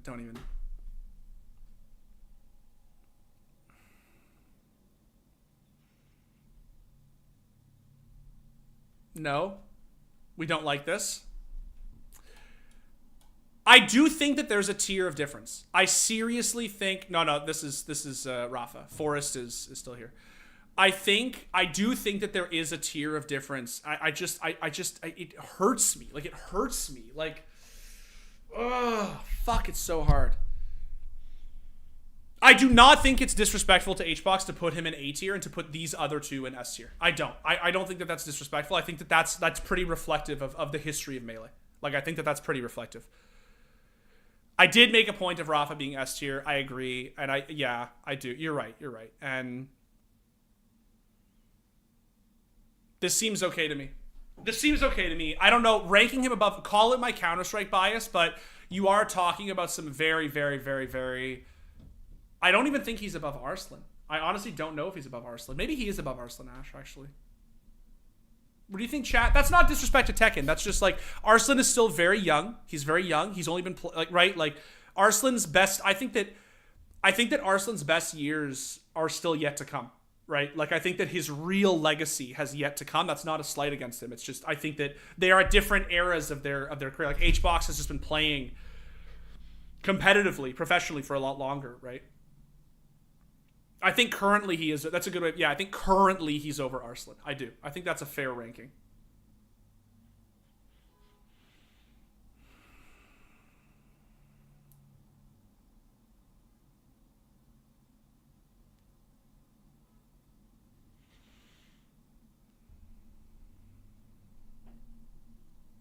I don't feel that HBox is above Simple, but I do feel that he's above the others.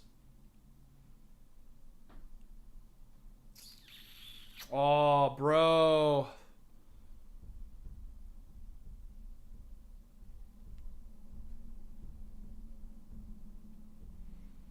This is tough. No, I think I like this, actually. I like this. I like this. Okay, Ogre 2. Now, I'm going to be honest, man. Ogre 2, my instinct is to put Ogre 2 in this tier. I obviously want him to be on this list. He obviously deserves to be on this list. But I don't really know where I'm going to put it. I don't feel qualified. Yeah, Ogre 2 put console FPS on the map, influenced so many kids. It's true. It's true. The Ogre Twins in general, it's true. And that's, look, they're on the list. They're on the list for this reason. Halo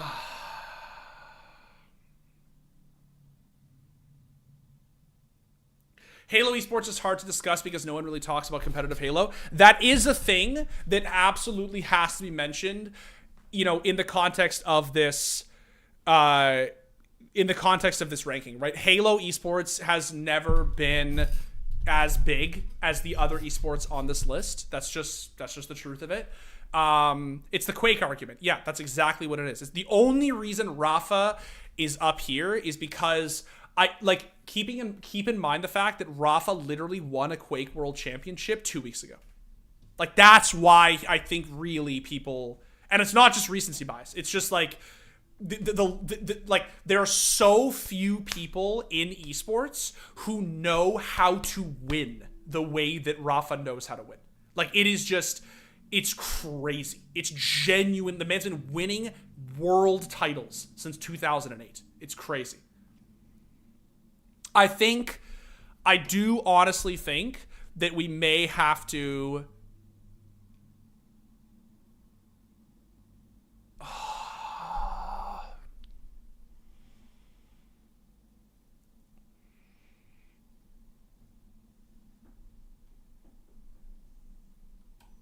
It might be low B.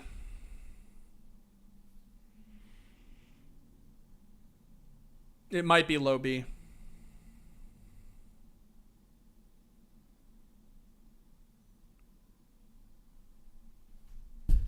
We're Simple's here. Yeah, I don't know. Like, I don't know if I should leave it not qualified to rank or put it in low B. I just don't feel qualified to rank this. I just don't feel qualified to rank. Like, is he above RPK? Probably. Yeah, probably. Honestly, I would say. But is he above Crim6? Recency bias. Yeah, I don't know. I think not qualified for now. Scump. All right, chat. Honestly, this one, y'all, maybe you're going to get heated about. Maybe you're not going to get heated about. Scump, widely considered the most, widely considered the most talented COD player of all time. Just the freak of nature who just, like, does shit that is crazy, does not have the titles that Crim6 has. But a lot of people consider him to be the GOAT of COD, of content creation, of being a fucking G.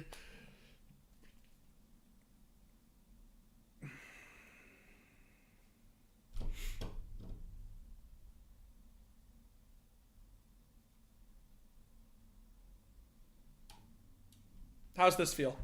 You guys gonna fucking come at me if I put him above Crim6?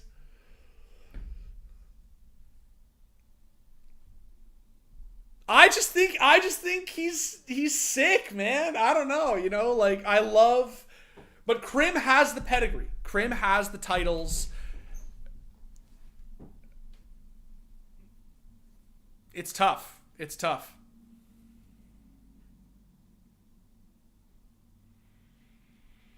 Maybe we leave this here for now. We'll see.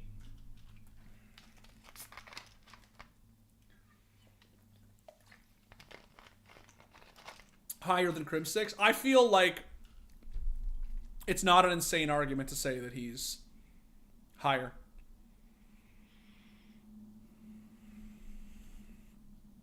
Dupree and Device have the titles too, but would you put them above Simple? No, I wouldn't. And that you're right, and that's why I think Scump goes here. And I'm not even a COD expert. I'm not a fucking COD expert, bro. But I feel like from the people that I've talked to and the research that I've done, because before doing this list, like, look, I joked earlier about just like doing this stupid list and it's just a very stupid fucking list. Like, it's impossible and dumb. But I was like, fuck it, let's just have fun.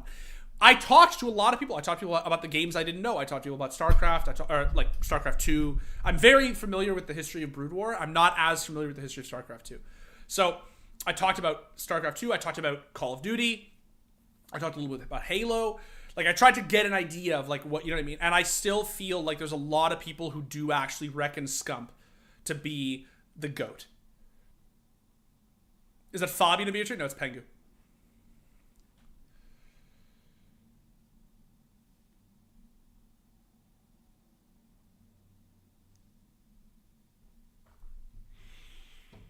All right, let's talk about Sonic Fox. Let's leave this for now. I like where it sits. It seems good to me. Sonic Fox is a tricky one. Sonic Fox is a tricky one because they are, speaking of God-blessed gamers, Sonic Fox is just one of those gamers who are touched by the fucking controller of God. Like, they are so dominant in every game they play. We're talking best fucking, for sure, the Skullgirls GOAT, right? MK GOAT. And then you have like other fighting games they play that are just like not to say lesser games, but like smaller games that are just like, they are just literally like, right? The only thing that's tough about Sonic Fox is that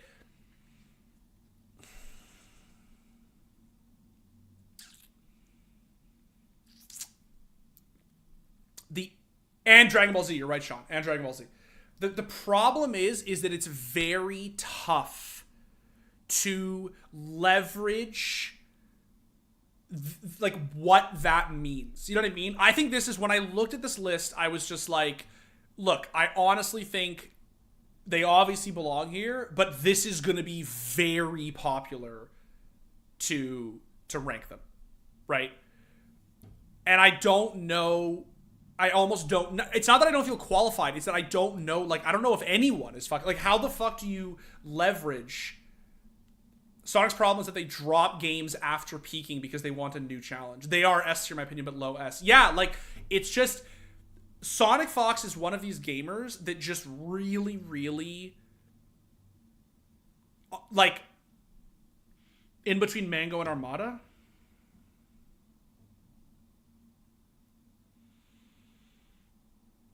I'm willing to put Rafa here, and I'm willing to put Sonic Fox here. I just think they're going to be just in one day, but probably in a few years. Yeah, I think S above Armada. You think above Armada. You really think above Armada. That's interesting. That's interesting. No, I've decided, I sort of saw the light, and I've actually realized that I do think that this is the right place for Rafa. I do think it's the right place for Rafa. Yeah, Fox isn't the FGC GOAT yet, but they may be. That's kind of where I'm at. It's like Sonic Fox, they're just so, like, they're just so fucking blessed.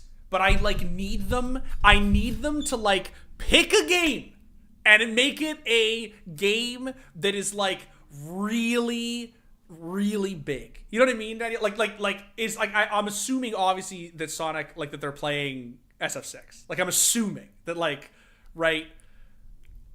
Because, like, the day that Sonic gets really serious about, like, actually, like, being a Street Fighter GOAT, they're good at SF6? Okay.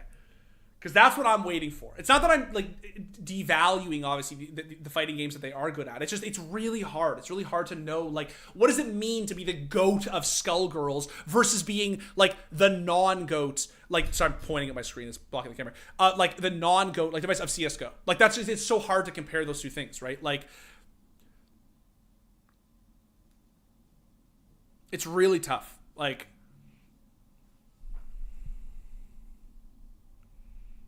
They play SF6 and Strive. I knew they played Strive. I follow them on Twitter, so I see always like them tweeting about it.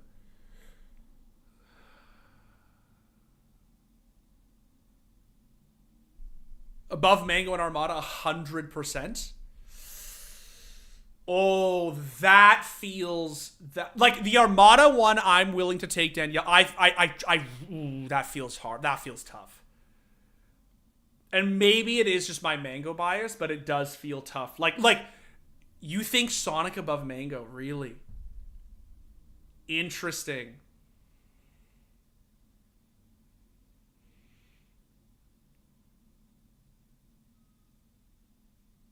Interesting. Multiple games is so big for me. That's true. I mean, that's a really big thing. Like, when you're talking about God gamers, like, that's...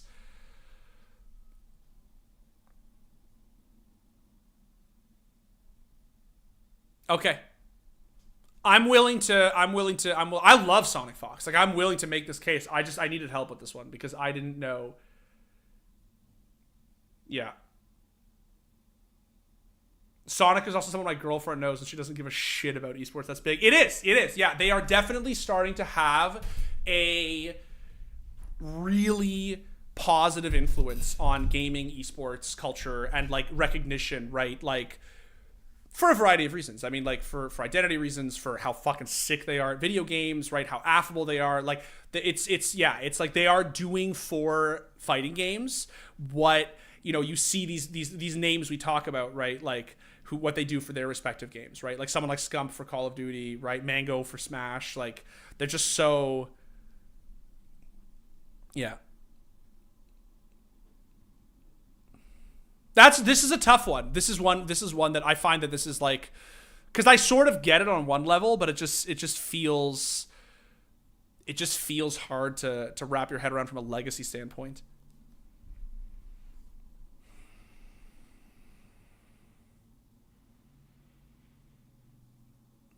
Sonic Fox has transcended esports. You have rappers and pop artists that knows that. That's true.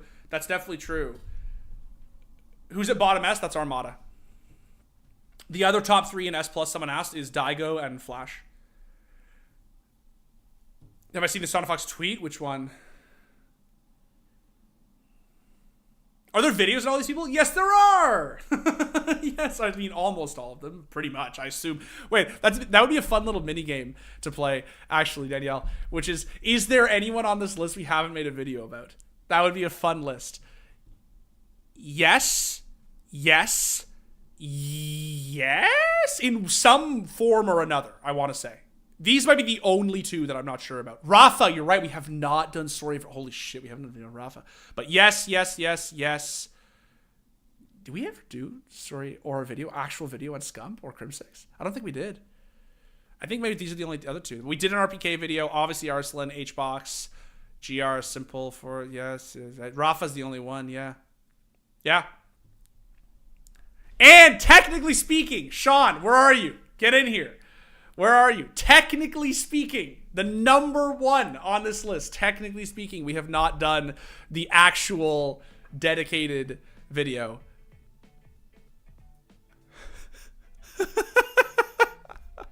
I just saw the tweet that Danielle sent.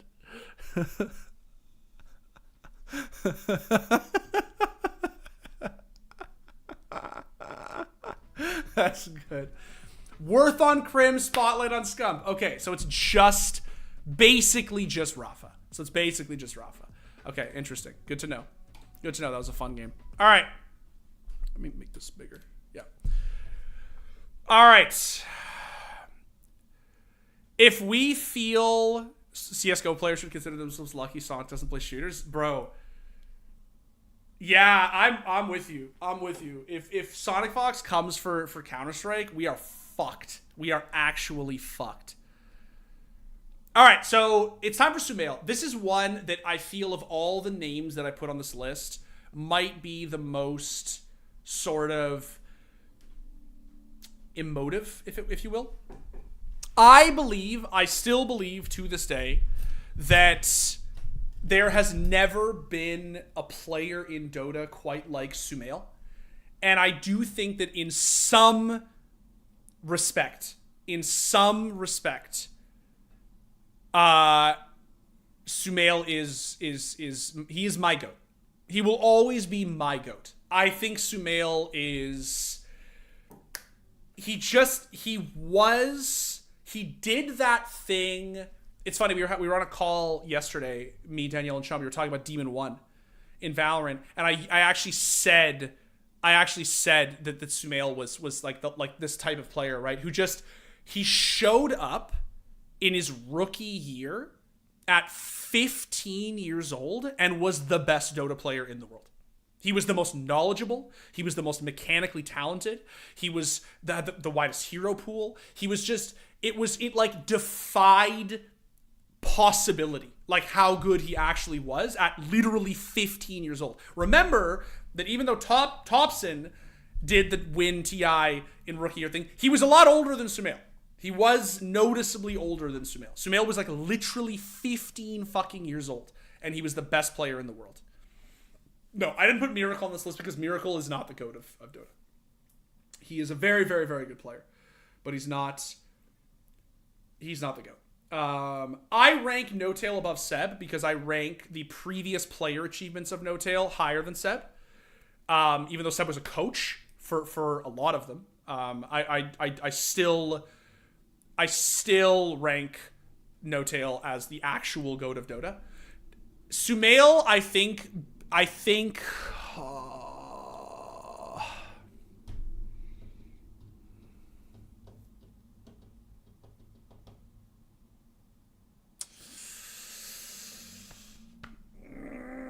Sumail is a high B tier. And that hurts, bro. That hurts. That fucking hurts me. But I just think his peaks were Knee is right here, bro. Right here. That's Knee. I added him. I think that the peaks are incredible. And I have to put him on this list. But I just think that he is dipping, unfortunately, and it makes me sad because I do still regard him as the greatest Dota player that I've ever seen. I've never seen a more talented player than Sumail. No-Tail is the GOAT, but he's not obviously not a more talented player than Sumail. I don't think anyone is a more talented player than Sumail historically. I do really think that he has the GOAT status, but I understand that he just doesn't have. Even with DAC 2015, which at the time was a very big tournament, obviously a TI5 win, right? Top 3 at TI8, top 3 at TI6, whatever, right? Like, he has had some unbelievable finishes. But I do not, and individually, he has just always been the most incredible player I've ever seen touch the game. But yeah, it is an unpopular opinion, unfortunately, I think. But Puppy is right here. Puppy's right here. We'll talk about Puppy. No-Tail is the GOAT, though. Just to be clear. No-Tail, I do still think is the GOAT. No-Tail... Oh.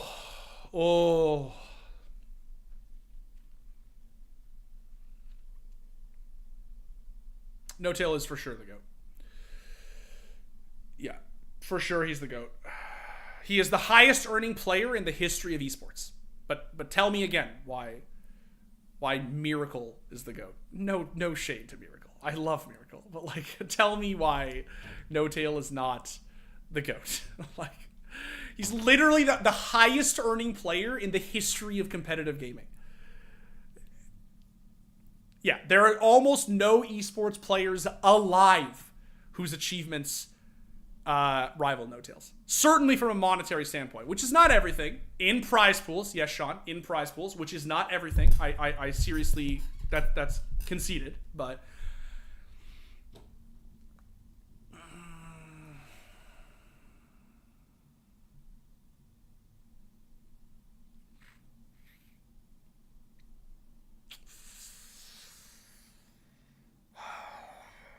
No-Tail is not S+. He is not S+. He does not have that level of dominance that we are talking about. He's not S+. I do not think that he is. I don't think that he is. I do, however, think that he is an S tier. I do think he's S tier. And I think that his achievements in Dota are remarkable. Remarkable. Yeah. 5-time major winner, 2-time TI winner, clear S. Has to be S. For sure. He fluked 2 TI wins? You know, what is it he says at the end? You know, the fluke is the most common fish in the sea. Man, I was there, chat. Call me biased, but I was there at TI8 when No Tail won, when OG won for the first time. Not for work. It was actually a few weeks. I tell the story sometimes. It was a few weeks before I started my job at theScore. I went as a casual fan to TI8 in Vancouver, and I watched him win TI. Crazy. Oh, it was unbelievable. To witness, it was one of the crazy. The only sad thing about it, chat, honestly, the only sad thing about it, I was at League of Legends Worlds this past year, like 22, for that incredible final. Amazing final. So incredible to watch. I think the only downside to having been at TI8 is that I just don't think anything will ever rival it. Unfortunately. It's sort of like, it was so unbelievable. It was so unbelievable to behold that I just... Yeah, I just like, it's almost like nothing I've ever seen since or will ever see, you know, again, it rivals it. That's the only downside of having seen it in person. Only downside.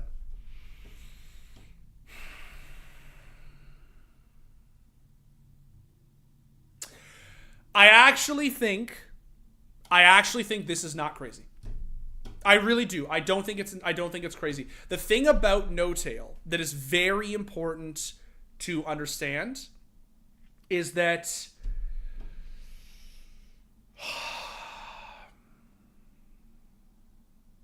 he's not S+, Rudolph. He's not S+. He's not. The thing that No Tail has is he has that uncanny ability to have done it. If you had asked me 8 years ago who is going to be the GOAT of Dota, No Tail would have been 40th on my list. 40th on my list. I never in 100 million years would anyone have guessed that it would have been No Tail. He did not transcend the game.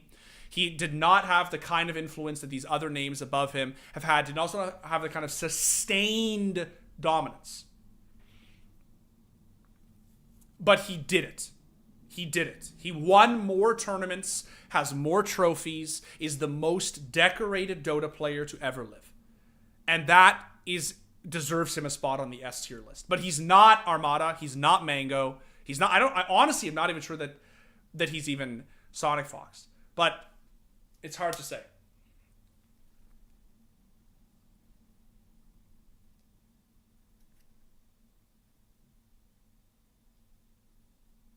No, Spencer, I don't think that's true. I actually understand your hot take, but I actually don't think that that's true. I don't think that's true. I follow Dota a lot of people don't know this because they know me as the CSGO guy. I have 7,000 hours in Dota 2. I've been playing Dota very seriously since I was in high school. I used to live and breathe Dota. And I would have told you, even in 2018 when he did it, before True Sight and all that shit, I would have told you that it was like he really, really, really, it is amazing what he did. And the impact that he had on the team was always very palpable. And I think low S is correct. And I think that this is great respect for him. Like I have tremendous respect for No Tail. I have always had tremendous respect for him.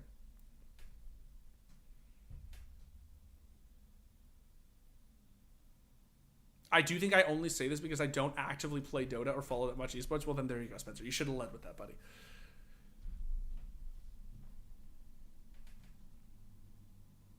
I think that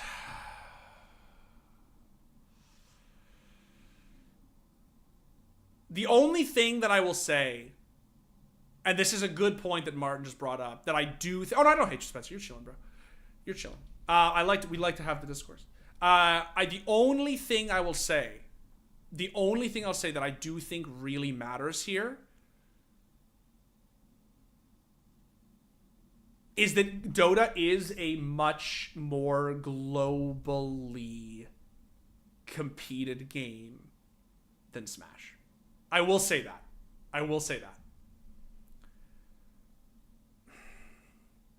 It is a bigger esport. And it is a bigger esport in a pretty massive way.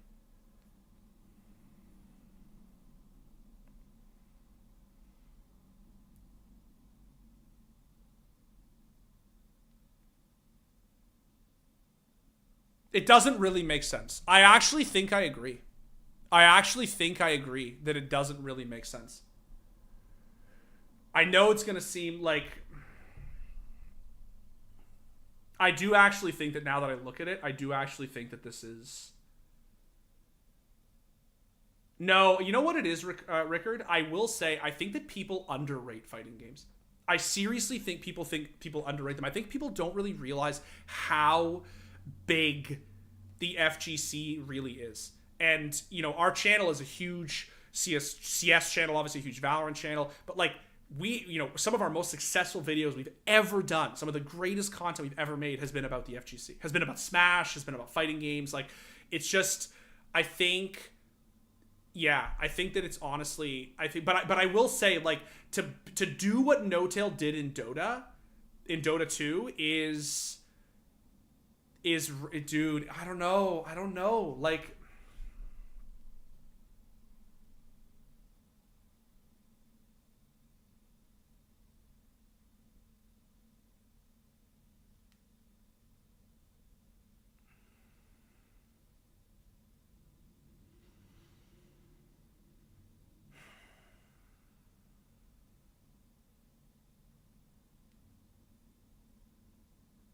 I know, Shui, it's really hard. It's really hard. Like,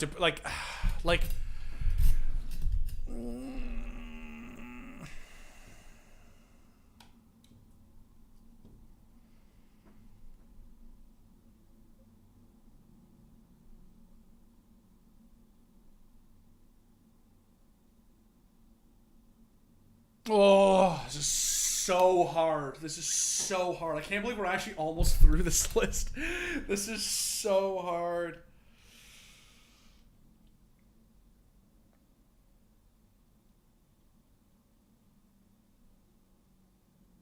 The skill ceiling for fighting games is higher than MOBAs. I agree.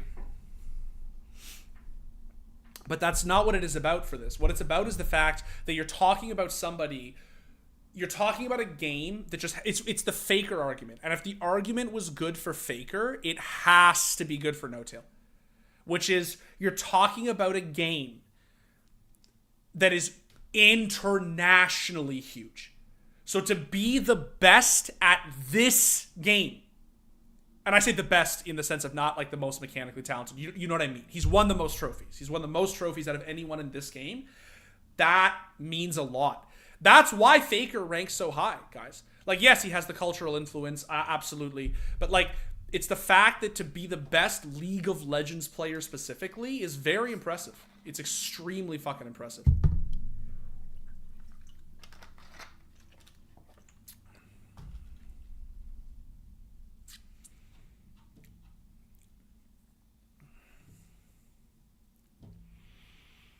I'm going to leave this for now. And maybe it's my Dota bias, but it is my list. And I think that I'm going to leave this for now. It just feels very... I don't know. It feels so weird. Like...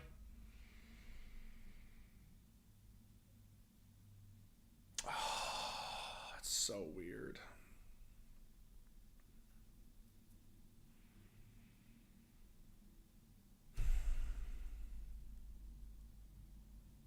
I'm going to leave this for now. All right, let's talk about Turbo Pulsar. Turbo Pulsar, for me, firmly goes into the tier of I am not qualified to rank.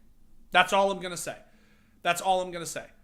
I just don't think Turbo... I don't think I'm qualified to make this ranking. Yeah. What else could No-Tail have done that would make him S+?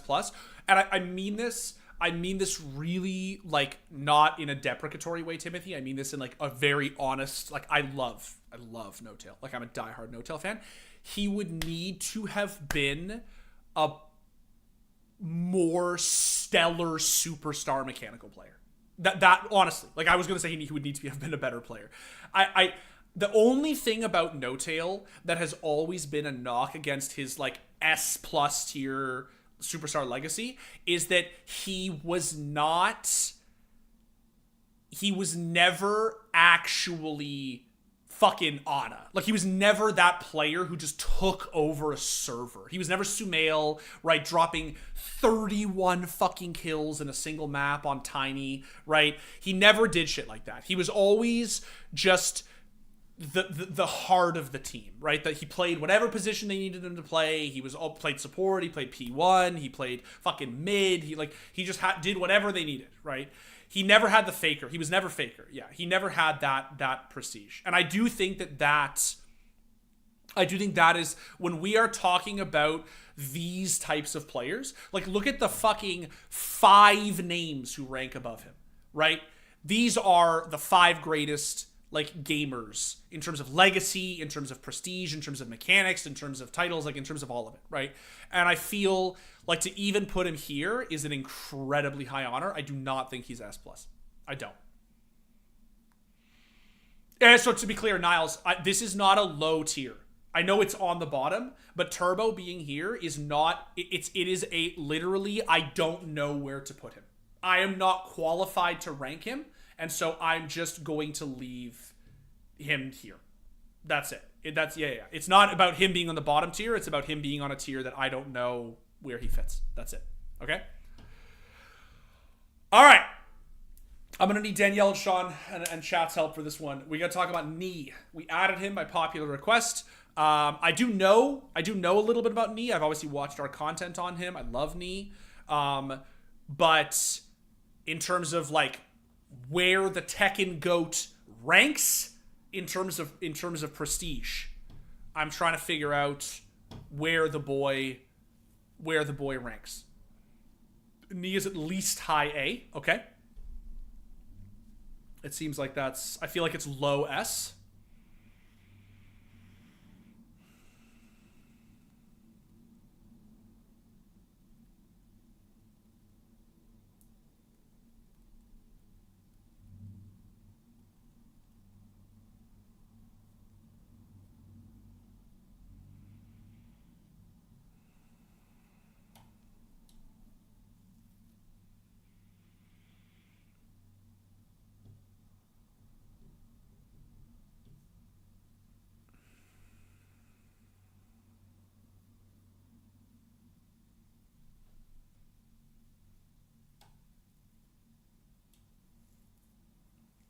My only concern with this, and I'm not going to sacrifice the ranking.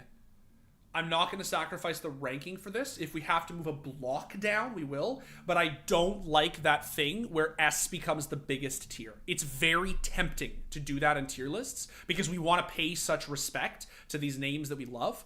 But we do have to... I want to be mindful of that. I'm mindful of S being the biggest fucking tier. So what I would say is I'm not going to add an A+. What I would do is I would knock down like a block to the top of A so that the S is a little bit... The question becomes, where do you cut off the S? That becomes the question. No Tail's not going up a tier. I love No Tail more than most people on this planet, but he's not going to go up a tier. And I've already just explained my reasons why. Where's Device? Device is right here.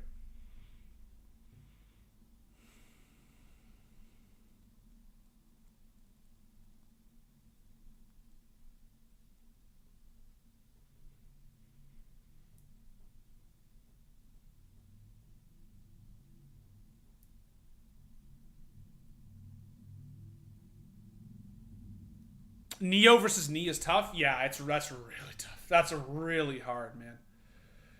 That's really fucking hard.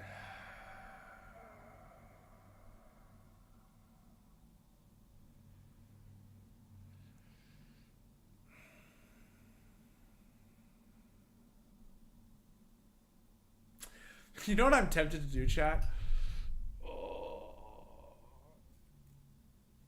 Device is right here. You know what I'm tempted to do, but I want you guys to hear me out on this one.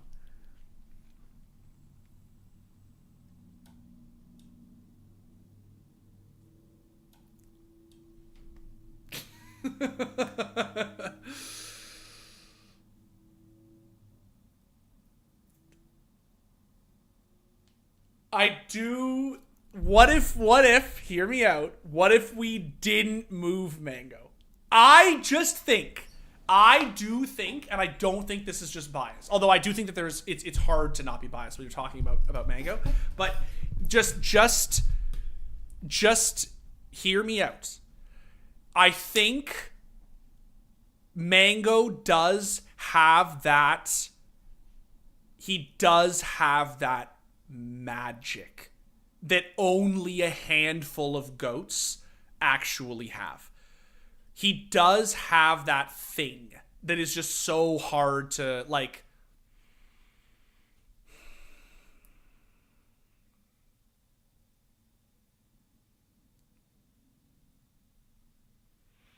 I have only one question. Okay, so Sean, and if Danielle's still here. The question I think we have to grapple with is Knee greater than Sonic Fox? Because I do think the longevity thing becomes a factor here. How is Faker not first on the S tier? Because you need to play another game that's not fucking League of Legends, my dude. That's the question. Is Sonic Fox greater than Knee? That's tough. That's really tough. Because I do feel like Sonic Fox is sort of suffers from the same success that Arslan suffers from. Which is just like, you know what I mean? Like, it's just like, I know Arslan only plays one game. I'm just trying to make the analogy of just like, they're so early in their career in a sense still, that it's like, it's so hard, right? Like, they're not at that point yet where like, it's so hard.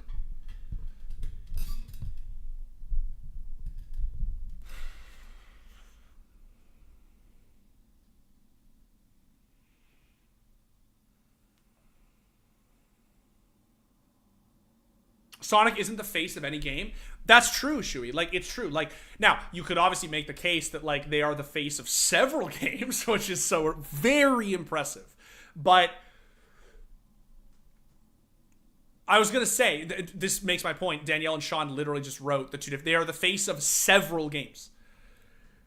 But Danielle, is Sonic Fox greater than Knee? Right now. Right now.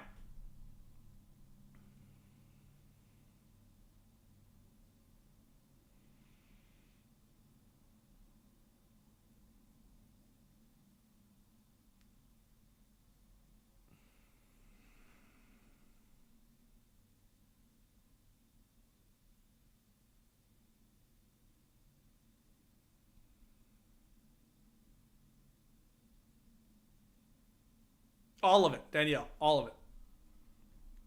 Do you think that it feels wrong to see this over this? I'm honestly asking. It's Sonic? Okay. You think Knee above Mango, but that's my bias. Yeah, this thing for me, Danielle, like, that's what's right. Like, Mango for a variety, and I think maybe it's partly my bias too towards Mango, but it's just, it's hard. It's really hard to, like, Sonic is a huge pop cultural force, which I do rank pretty highly. I do think that that's really important. Like, the fact that, like, fucking, wasn't it Lil Nas X who had their plushie, right? Like, it's like, that shit's so important, and it really does factor into this list, right? Like, but Mango, I just feel, is like, I don't know, man. Yeah, maybe if it's also recently biased if Knee 1E with this, remember we're saying Knee S tier, who knows? It's so hard. I just want to make sure, like, what I'm trying to figure out is, like, I mean, do you think that Knee, so you think that Knee is greater than Mango? I'm assuming you also think that they're greater than, that he's greater than Armada, or no? Because I know that your take is that Armada's still the melee GOAT. I don't want to drink the Mango Kool-Aid too hard. I like Mango, but I don't. Tekken is just more competitive historically than Smash. Yeah, like, I don't want. I mean, I'll be honest. I could live with this. I am just of the opinion that Mango has that S tier GOAT magic. That is just like, right, the thing that we've always talked about is making someone the GOAT. It's just that je ne sais quoi that you just can't, like, right, like, I think I can live with this. I think I can live with this.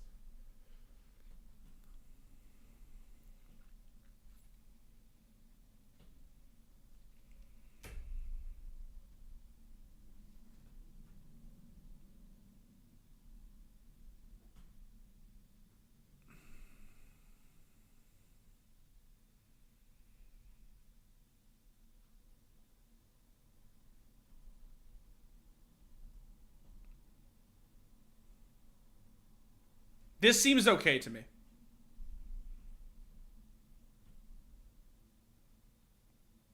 And honestly, I from what I'm gathering, this also feels like it's interchangeable. Like, I'm not saying for everybody. I'm just saying, like, even Danielle admitted, she said, like, her bias is Knee over Mango. Somebody else might say Mango over Knee, but the idea is that they're still in the same tier, right? The general order is the same. Like, it's just a question of what do you rank higher? Do you rank being the GOAT of Smash higher, or of Melee, I should say, or do you rank being the GOAT of Tekken higher, right? I think that Knee is where I'm leaning as well, Shui. I think that it's just the longevity. The game is internationally more, right, significant. Like, but I think that this is, yeah.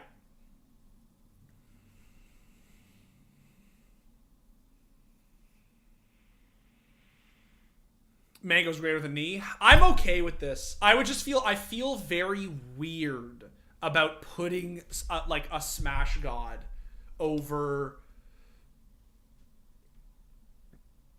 Knee. But maybe that's just me.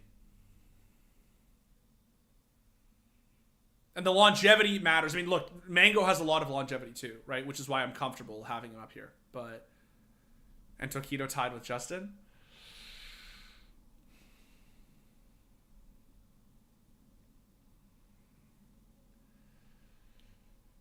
Mango is cracked at CS, bro. I gotta play CS with Mango, man. That's my fucking dream. I just want to play CS with Mango. It's Tim, and then it's Mango, and then, like, Simple maybe. Like, it's gotta be fucking... Bro, I would love to play CS with Mango. We gotta make that happen, dude. He's also great in Valorant. Yeah, I've seen him play Valorant. He's in Hiko's stream a lot. He's an OG. Hiko and him are actually OG boys. I was in Hiko's stream a couple of months ago, and Mango was in the chat, and they happened to be talking to each other. Like, Hiko was talking to Mango in the chat, and I clicked on Mango's profile, and it literally said, like, has been following Hiko, like, on Twitch, like, following since whatever, like, 2014 or something, 2013. And I was like, that's sick. Like, he's actually, like, really OG fucking... I knew he was an OG CSGO guy, but he's actually been, like, a huge fan for a long time. It's really cool. I would love to play CS with Mango. That would be sick. Because he's actually good. He's actually good at the game. I think he is a mod. Yeah, I think you're right, Broden. I think he is. I think I saw the little wrench beside his name. I think he is a mod in Hiko's chat. All right. Puppy. This one I can talk about. I am qualified to talk about this one, and then we'll talk about Tokido to close it out, the GOAT. So, Puppy. Puppy is, why do people regard Puppy as a GOAT of Dota? The reason is pretty simple. He is a player who he's the only one to attend every TI. He's looking for his 12th right now. They haven't qualified yet, right, chat? It was literally a matter of, like, days ago. I can't remember if they qualified yet, right? Is Faker the only League player here? Of course. There's no other League player who even merits a conversation other than Faker. Puppy has more longevity than any player to ever touch the game. No-Tail is the GOAT of Dota. No-Tail's right here, 100%. And Puppy will be below No-Tail. But Puppy deserves to be here because Puppy is a crazy, crazy, crazy force who somehow, as a drafting position 5 IGL, has actually found a way to stay very competitive and at the absolute top tier for the whole history of the game. And there is a real case to be made that Puppey is actually just the GOAT of Dota. Like, going back to All-Stars. There's a real case to be made. He is really a special player. Really a special player. Is Flash the only StarCraft player? He's the only Brood War player. I didn't put Jaedong on the list. I limited it to the GOAT. To the GOAT of Brood War. I could have put Jaedong. Honestly, I probably could have put Jaedong. But I just did Flash.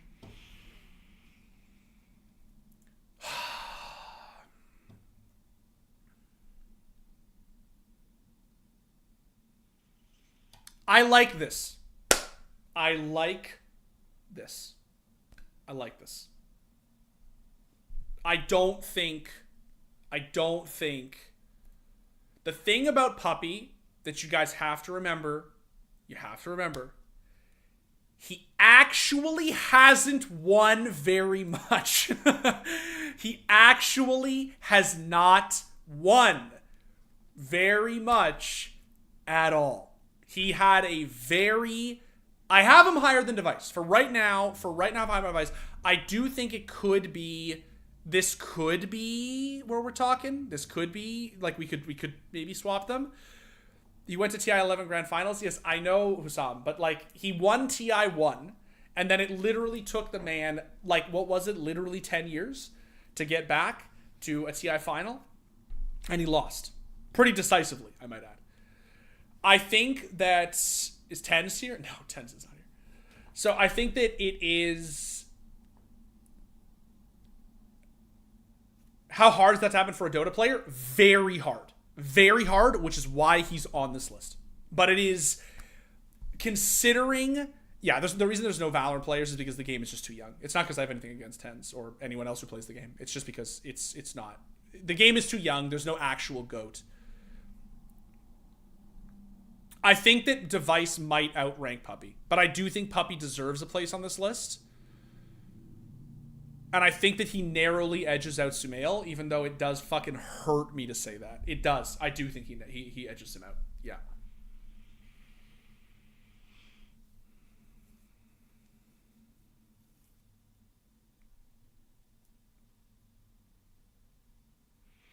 He has 4 TI final appearances. What the heck? Oh, you're right. What am I thinking? TI 2 and TI 3. Holy shit, I had this moment. I was like, what the fuck are you smoking? No, yeah.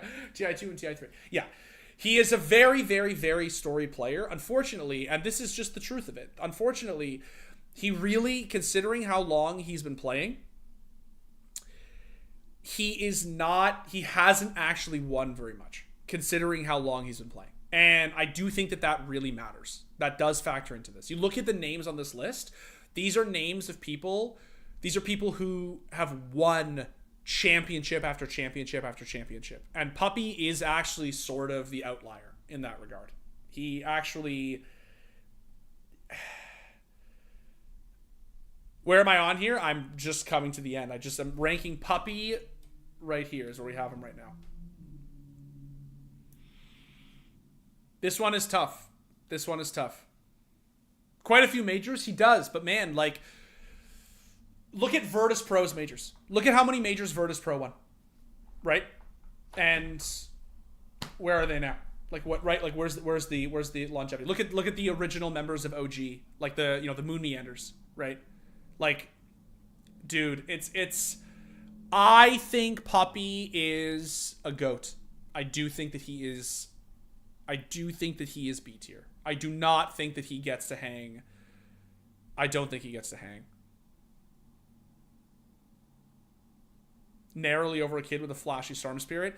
Look, man, it's so easy, Martin. It's so easy with recency bias to forget that at one point, this guy was the best human being ever to touch Dota, and he was 16 years old.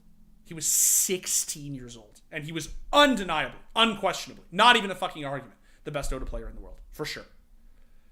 It just made no sense. And then he won TI. It wasn't just he was the best and did nothing with it. He won DAC and TI in TI 5 in the same fucking year. at 16. It's dude. Dendy is more of a face of Dota than No Tail and Puppy? Bruh. In 2013, sure. And I love Dendy dearly, but no, come on, man. With a neck pillow, exactly. Sumail is my goat. Sumail is my goat, and he always will be, but I am willing to agree that Puppy, the longevity of Puppy is, yeah. The disrespect to PPD and Owie, I got no disrespect, bro. But you're going to actually seriously sit here and tell me that Owie or PPD were better players than Sumail? They would laugh at you for saying that. I will ask this to Danielle if she's still here, because I really love him, and I was going to put him on the list, but I wasn't actually sure if people thought that he deserved a place. Do you think that Leo should be on this list? I just don't know if Ultimate actually has a GOAT. Like, I don't know if it's just too early to say that Ultimate actually has a clearly defined GOAT. But do you feel... I don't know if Leo should be on here. Not yet, anyway. Just not yet. Like, I don't know if he's there yet.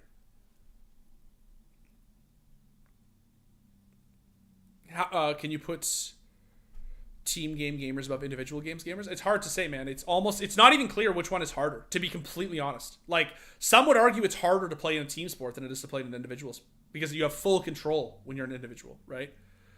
Leo had an era, but not GOAT level. That's kind of how I feel. Is Shroud and Stewie on there? No, they're not on here.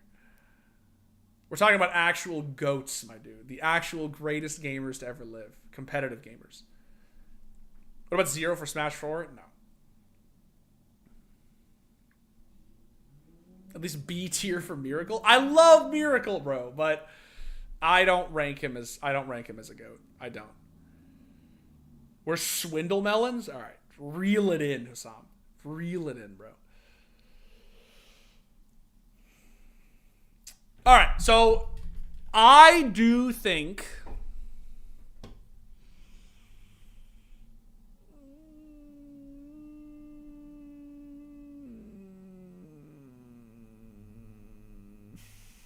Tokido. Let's talk about Tokido. Let's talk about Tokido, guys. I do think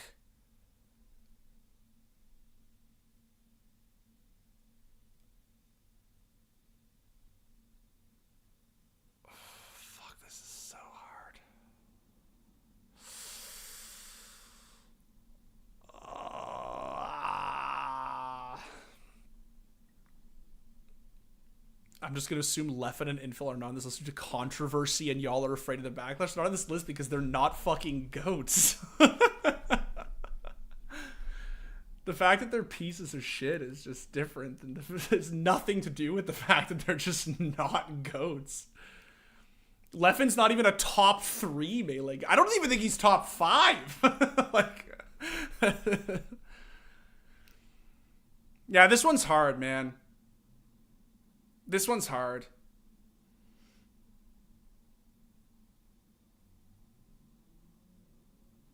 Yeah.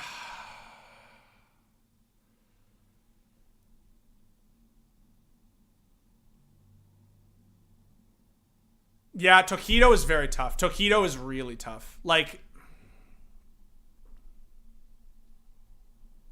okay, let's start like logically. Let's start logically. Is Tokido greater than Mango? Yes, I think so. I think so. I don't think that he is beneath.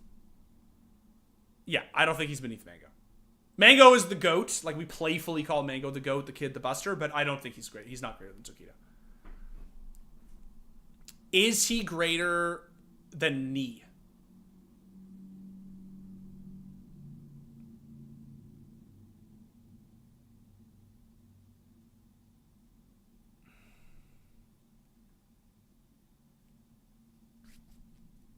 Who's on the list for Valorant? No one. Valorant doesn't have a GOAT. The game is too young. There's nobody who plays that game who is worthy of being on this list yet. And it has nothing to do with the game. It's just, the game is just too young. There's just no one. The game is it's too chaotic. The esports scene is always in flux. Different fucking teams are winning everything. If Fnatic had won this champs, I could put fucking Boaster on this list. But you just can't. It's just too hectic. There's just too much shit. Any Overwatch players? No. No Overwatch players for the exact same reason. Superstars win MVP, and then they retire and become streamers, or they retire and play a different game, and it's just, yeah, there's just no GOATs. I'm not going to make shit up just to fill out every game.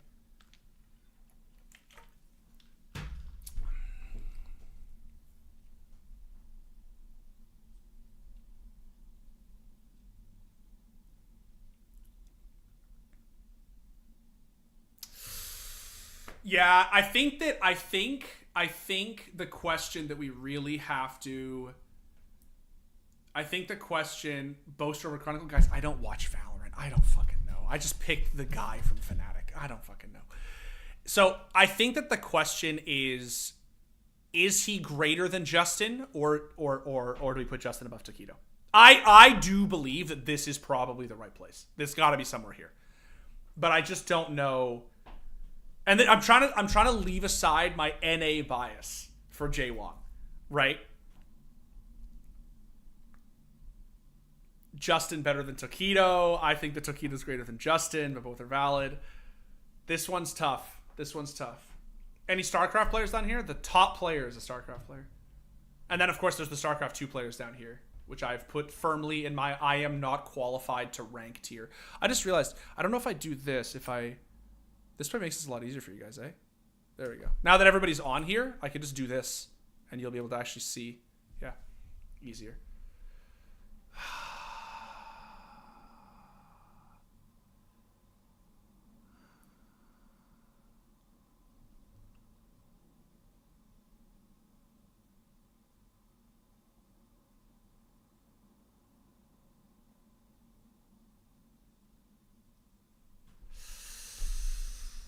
Yeah. You're right. We need to work our way up here. Is he greater than Mango? I could honestly even see a world. I know that everyone is going to fucking scream out crying that I did this, but I think I could even see a world in which we nick Mango down to the top A tier. I know, everybody's sad now. Guys, I'm sad too. I love Mango, okay? I fucking love Mango, man. But I just, like, I'm trying to be reasonable here. Like, it's tough. Like,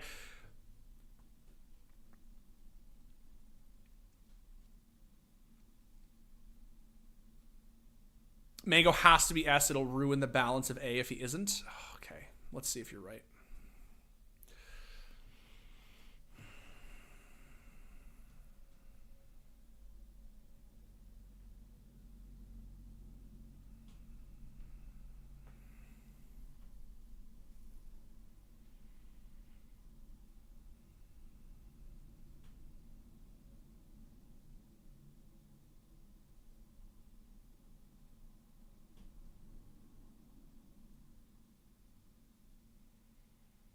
Is what universe in Taquito lower than Sonic? No. So Danielle, what we did is we're working our way up through S. So what we're doing is we're saying, is Taquito greater than Mango? Yes. So we put him here. Is Taquito greater than Knee?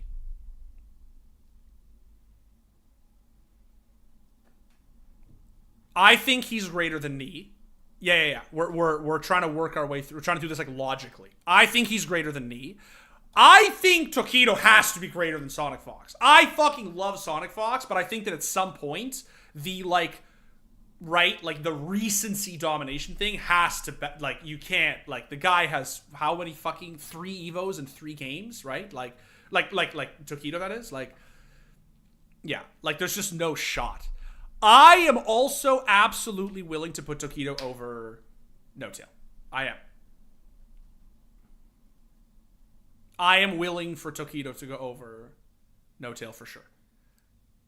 The Rafa conversation is tough because now we're getting into sort of out of all of our wheelhouses, but we have to recognize the fact that, like, right, like, you're now talking about, like at this point, Taquito has bumped up against the kind of legacy that very, very, very, very few, if any, honest to God, if any players in esports have ever achieved. The question is, how do we weigh, like, from 2008 to 2023, Rafa has been winning titles. That is stunning, right? That's stunning.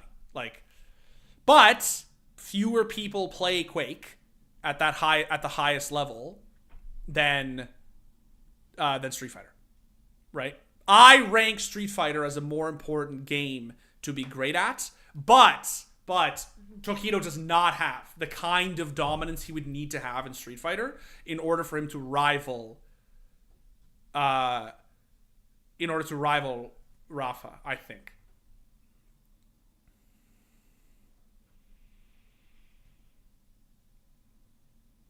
He won his first EVO 20. Fuck, you're right.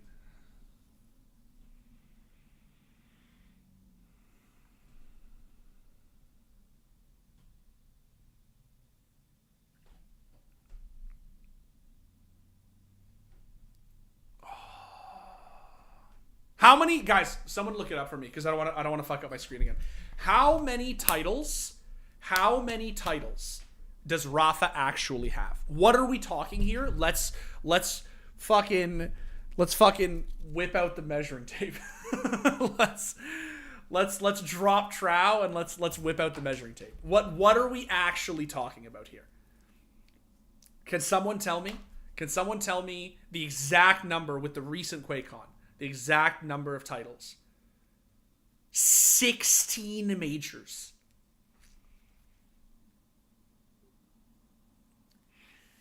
Because what I am thinking that is a reasonable, unbiased take, esports take, is this. I think this is probably the safe ranking.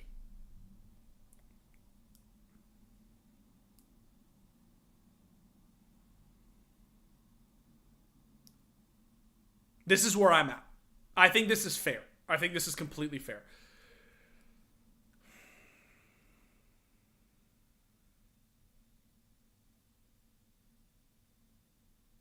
Okay, bro. Justin is not getting done dirty by putting fucking Tokido ahead of him. That is overstating the fucking point. That is not true. That is definitely not true. All right? Like, Justin would be perfectly happy if that we ranked him the 6th greatest gamer to ever live, and we put Tokido above him. Like, it is... I think that that's pretty reasonable, dude.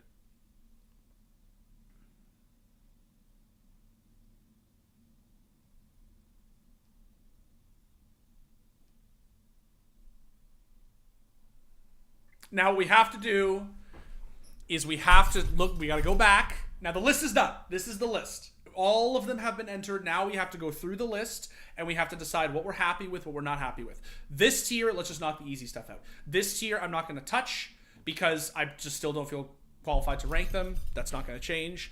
The top tier, the S+ tier, I do not want to change.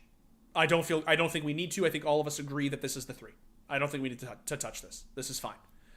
I think it is really the S and the A when we're going, that we're going to start to see, like, you know what I mean? Some movement. We're going to start to see some movement, I think.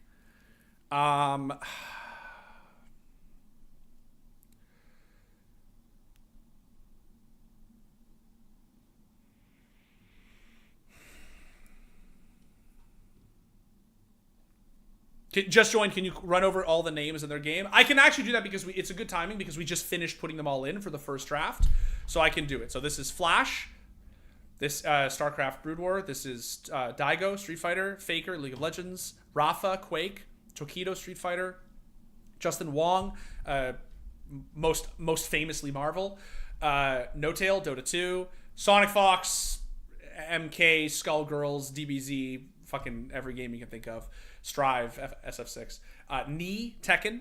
Mango, Melee. This is Armada, Melee. Neo, 1.6, and of course CSGO. Forest, 1.6 CSGO. Simple CSGO. Get Right, 1.6 CSGO. HBox, Melee. Arslan Ash, Tekken, 7.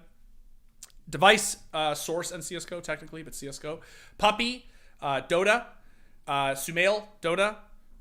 Canadian and Pengu, both Siege. Scump and Crimsix, both Call of Duty. RPK, Source, CS Source. And then these are the 3 sort of in contention StarCraft 2 gods. Rogue, Maru, and Serral. This is Ogre 2, the goat of Halo, and this is Turbo Pulsar, the goat of Rocket League. Chat, does Forrest still play? He does. He doesn't really play competitively anymore, but it's kind of a weird line for him, man. Like, he is streaming now, but I really fucking, you know, like...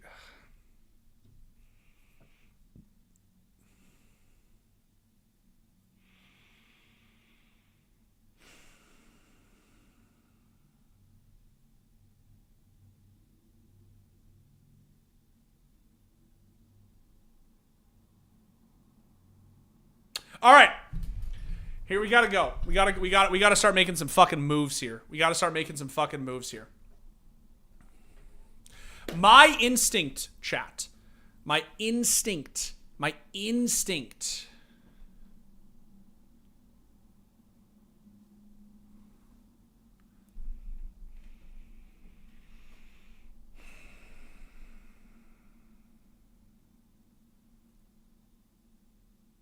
It's so crazy that all of these CS players are just grouped up. I do think that Device might need to go up a tier. I think he might need to go up a tier. I do think I'm going to put him above Arslan Ash. I don't think any change will make sense. I think Device should go up a tier. I do think he should go up a tier. I think that it feels weird to have him high B.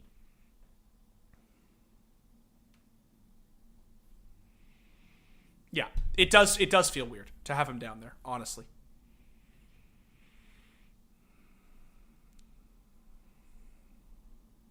I agree he probably should have been A from the start. That's okay, though. We knew that we were going to make these changes near the end.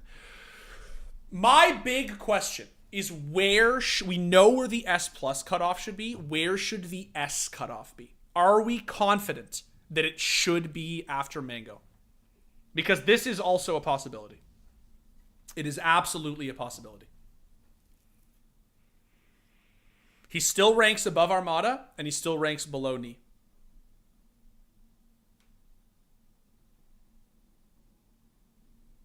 I think this looks better, and I don't think that it's like...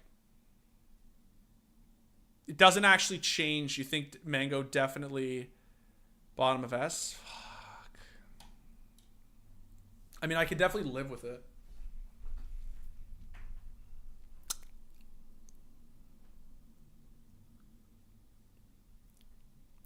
Does Simple need to move? This is the question. Does Simple need to move? I'm willing to put him above Forest. I don't know if I can put him above Neo. I don't know if I can do it, man. I can put him above Forest. I actually think, the more that I think about it, I honestly think... I think that in terms of raw influence, and I think in terms of the, like, Forest, I'm going to be honest. Forest, despite being a god of the game, he did not have the career in CSGO that I think he would have needed to have in order to outrank Simple. I honestly, I just think CSGO is a very competitive game. It is more competitive than 1.6 was. And I think...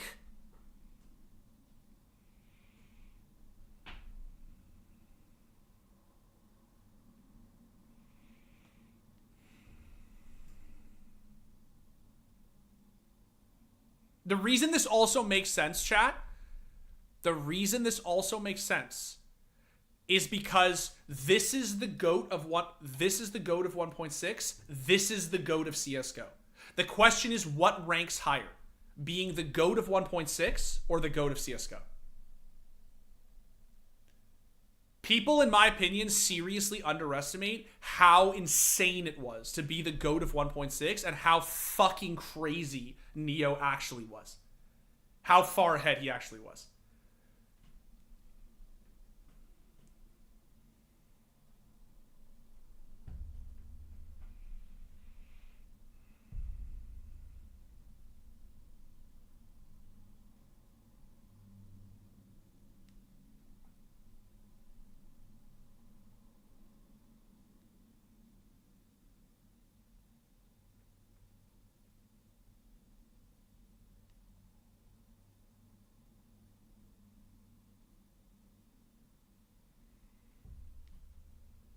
Needed a C tier. Let's see. Can I normal view? Can I not add one? Let's do this, bro. If we're gonna do it, let's fucking do it, chat. All right. I'm not out here to.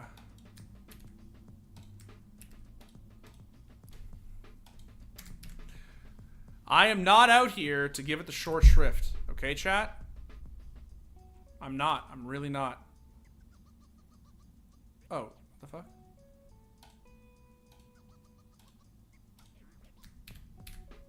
Why you do this? There.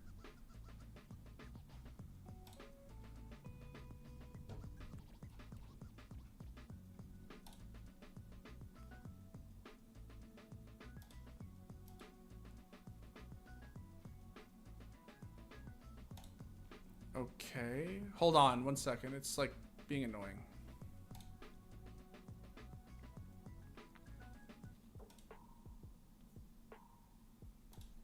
There.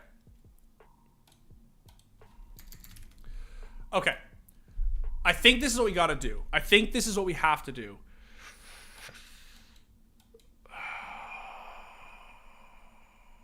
I think this is what we have to do.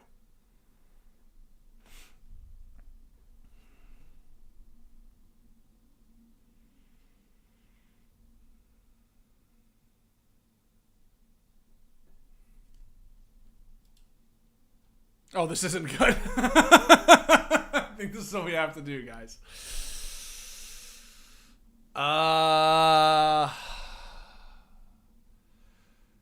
You know what? I actually don't think that this is crazy. I know the Arslan move is gonna really hurt some people, but you know what? I actually don't think that this is crazy. But I'm gonna take some. I think get some names out of S, bro. We gotta get some names out of S. We have to get some names, or we gotta. Oh, this is hard. Yeah, I think I just don't know if Get Right and H box can be on the same tier. I honestly don't. The thing is, okay, so someone just asked, what does Arslan have to do to be higher? Nothing. He just needs time. It's just a time thing, bro. He just hasn't been playing the game for as long as these other players have played, and it's just to put Arslan on the same tier as like Forest just feels insane. It just feels so crazy, right? Like, I agree with you, Tim. I agree with you. It's just like, it's just I don't think he's there yet. I just don't think that we can say that, like, Smash Bros gatekeeping CS, this is madness, dude. Okay, let's see.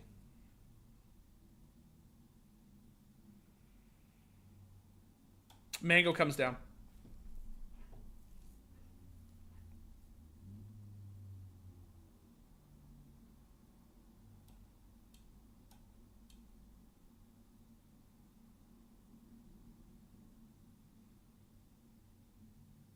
How does this look? It's a lot to process. It's a lot to process. How does this look? No, Neo and Simple cannot be an A tier. This is lunacy. I'm realizing this is lunacy. They just can't be.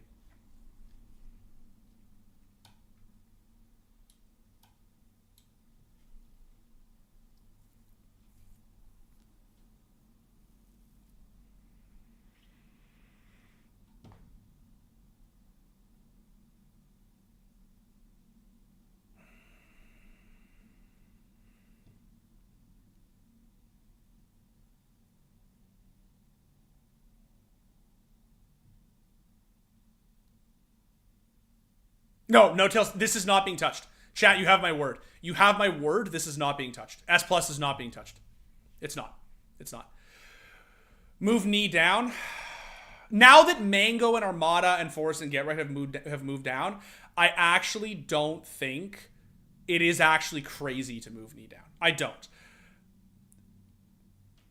I also don't know if it's crazy to move Sonic Fox down.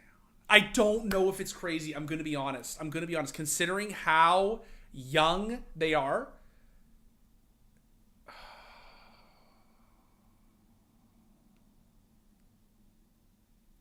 It doesn't seem insane to me.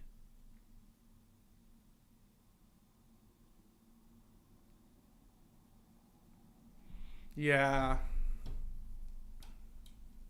Okay, okay. I've been convinced.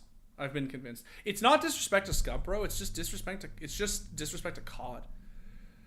I think Sonic is the same age as Simple, more or less. That's good. That's good context, Sean.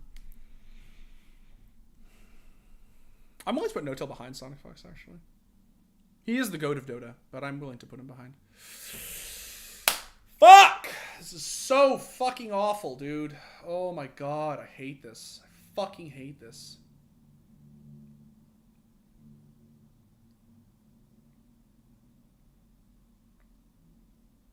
Is Mango really better than Armada? Sorry, I missed the argument to be there. Look, there's a reason why it's just a one spot difference, but I am of the opinion that Mango edges out Armada now. I just think Armada retiring at his peak, from a longevity standpoint, I honestly think it's damaging to his legacy. Like, it is. It honestly is. HBox and Mango will just continue to be top players. They will just continue to be top players in the years to come, and Armada just will continue. His gold, his streak of gold first place finishes is sick, but it's just never going to change. It's always going to be there, right? Like, Mango wins one more super major, man, right? Like, you know what I mean? Like, at that point, you got to throw your hands up and say, like, I'm pretty sure that you've just, you know what I mean? Like, if he hadn't have retired, it would have been different, but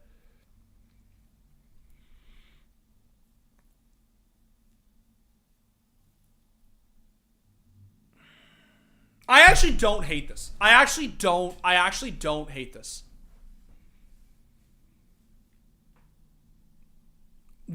Do we hate this? Final swap Forest to top A. But I can't split him that far from Get Right, dude. I just can't. I just can't.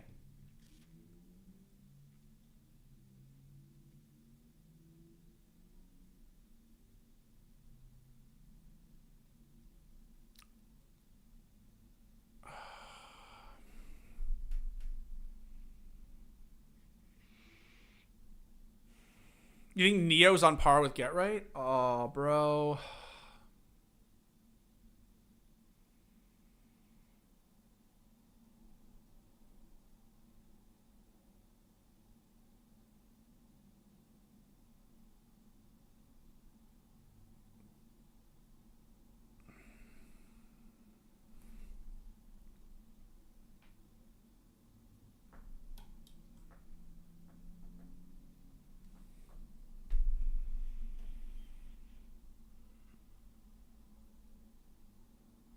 How does this look?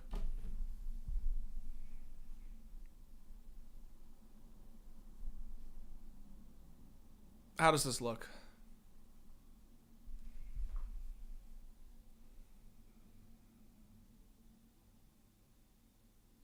It's funny. No, I actually thought I would hate this. No, I thought I would hate this.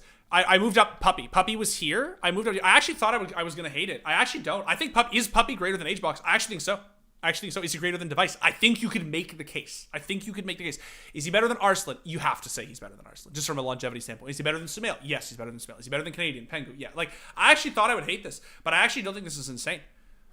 I actually think Puppy at bottom of A tier is actually not insulting. I actually think it actually is pretty sensible now that I think about it. No-Tail should be above Simple and Neo, and you know it for sure.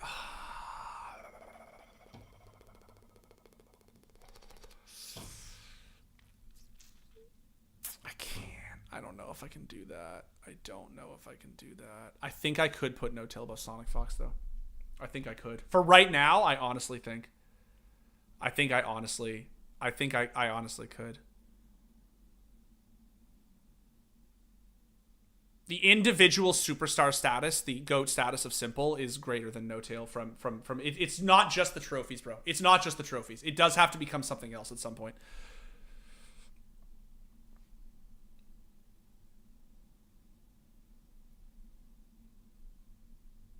Chat, I think this might be it. I think I might have run out of steam. I don't know if I have anything left. I'm going for 3 hours and 20 minutes, bro. I don't know if I have anything left. This is good in my opinion. Deve is greater than Puppy. You could make the case. You could absolutely make the case that Device is greater than Puppy. You could. You actually could. You could.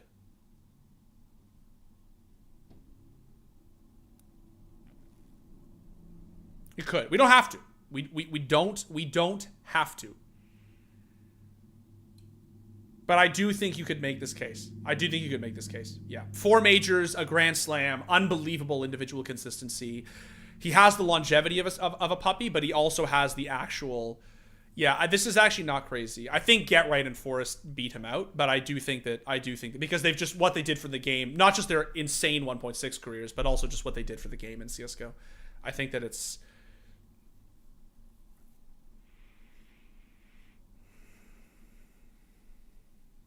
This one's tough. Device above HBox. Never thought I would type that. Yeah, I think he is above HBox. I think he's above Puppy too. Yeah. The passion and the integrity for something self-described as stupid. You're definitely the people's champion. Thank you, Martin. I appreciate that. The 3 CS guys next to each other looks nice. There is a sort of like... It's like having Mango next to HBox, right? Like, and Tokido next to Justin. Like, there's sort of a synergy to it, like that I like. I think this is okay. I think this is fine. I think this is not objectionable, right? Like,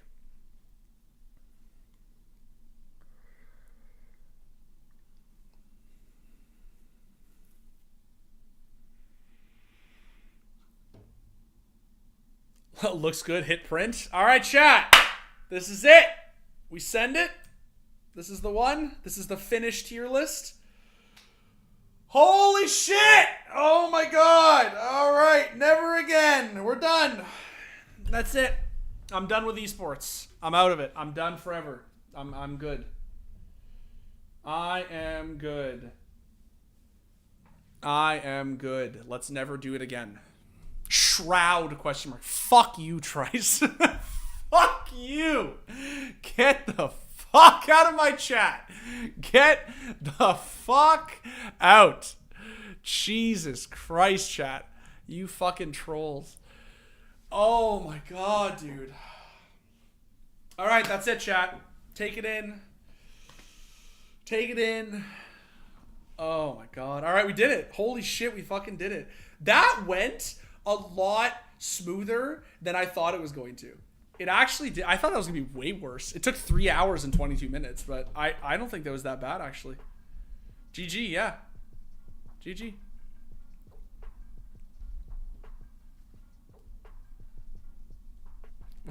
I hate you guys so much.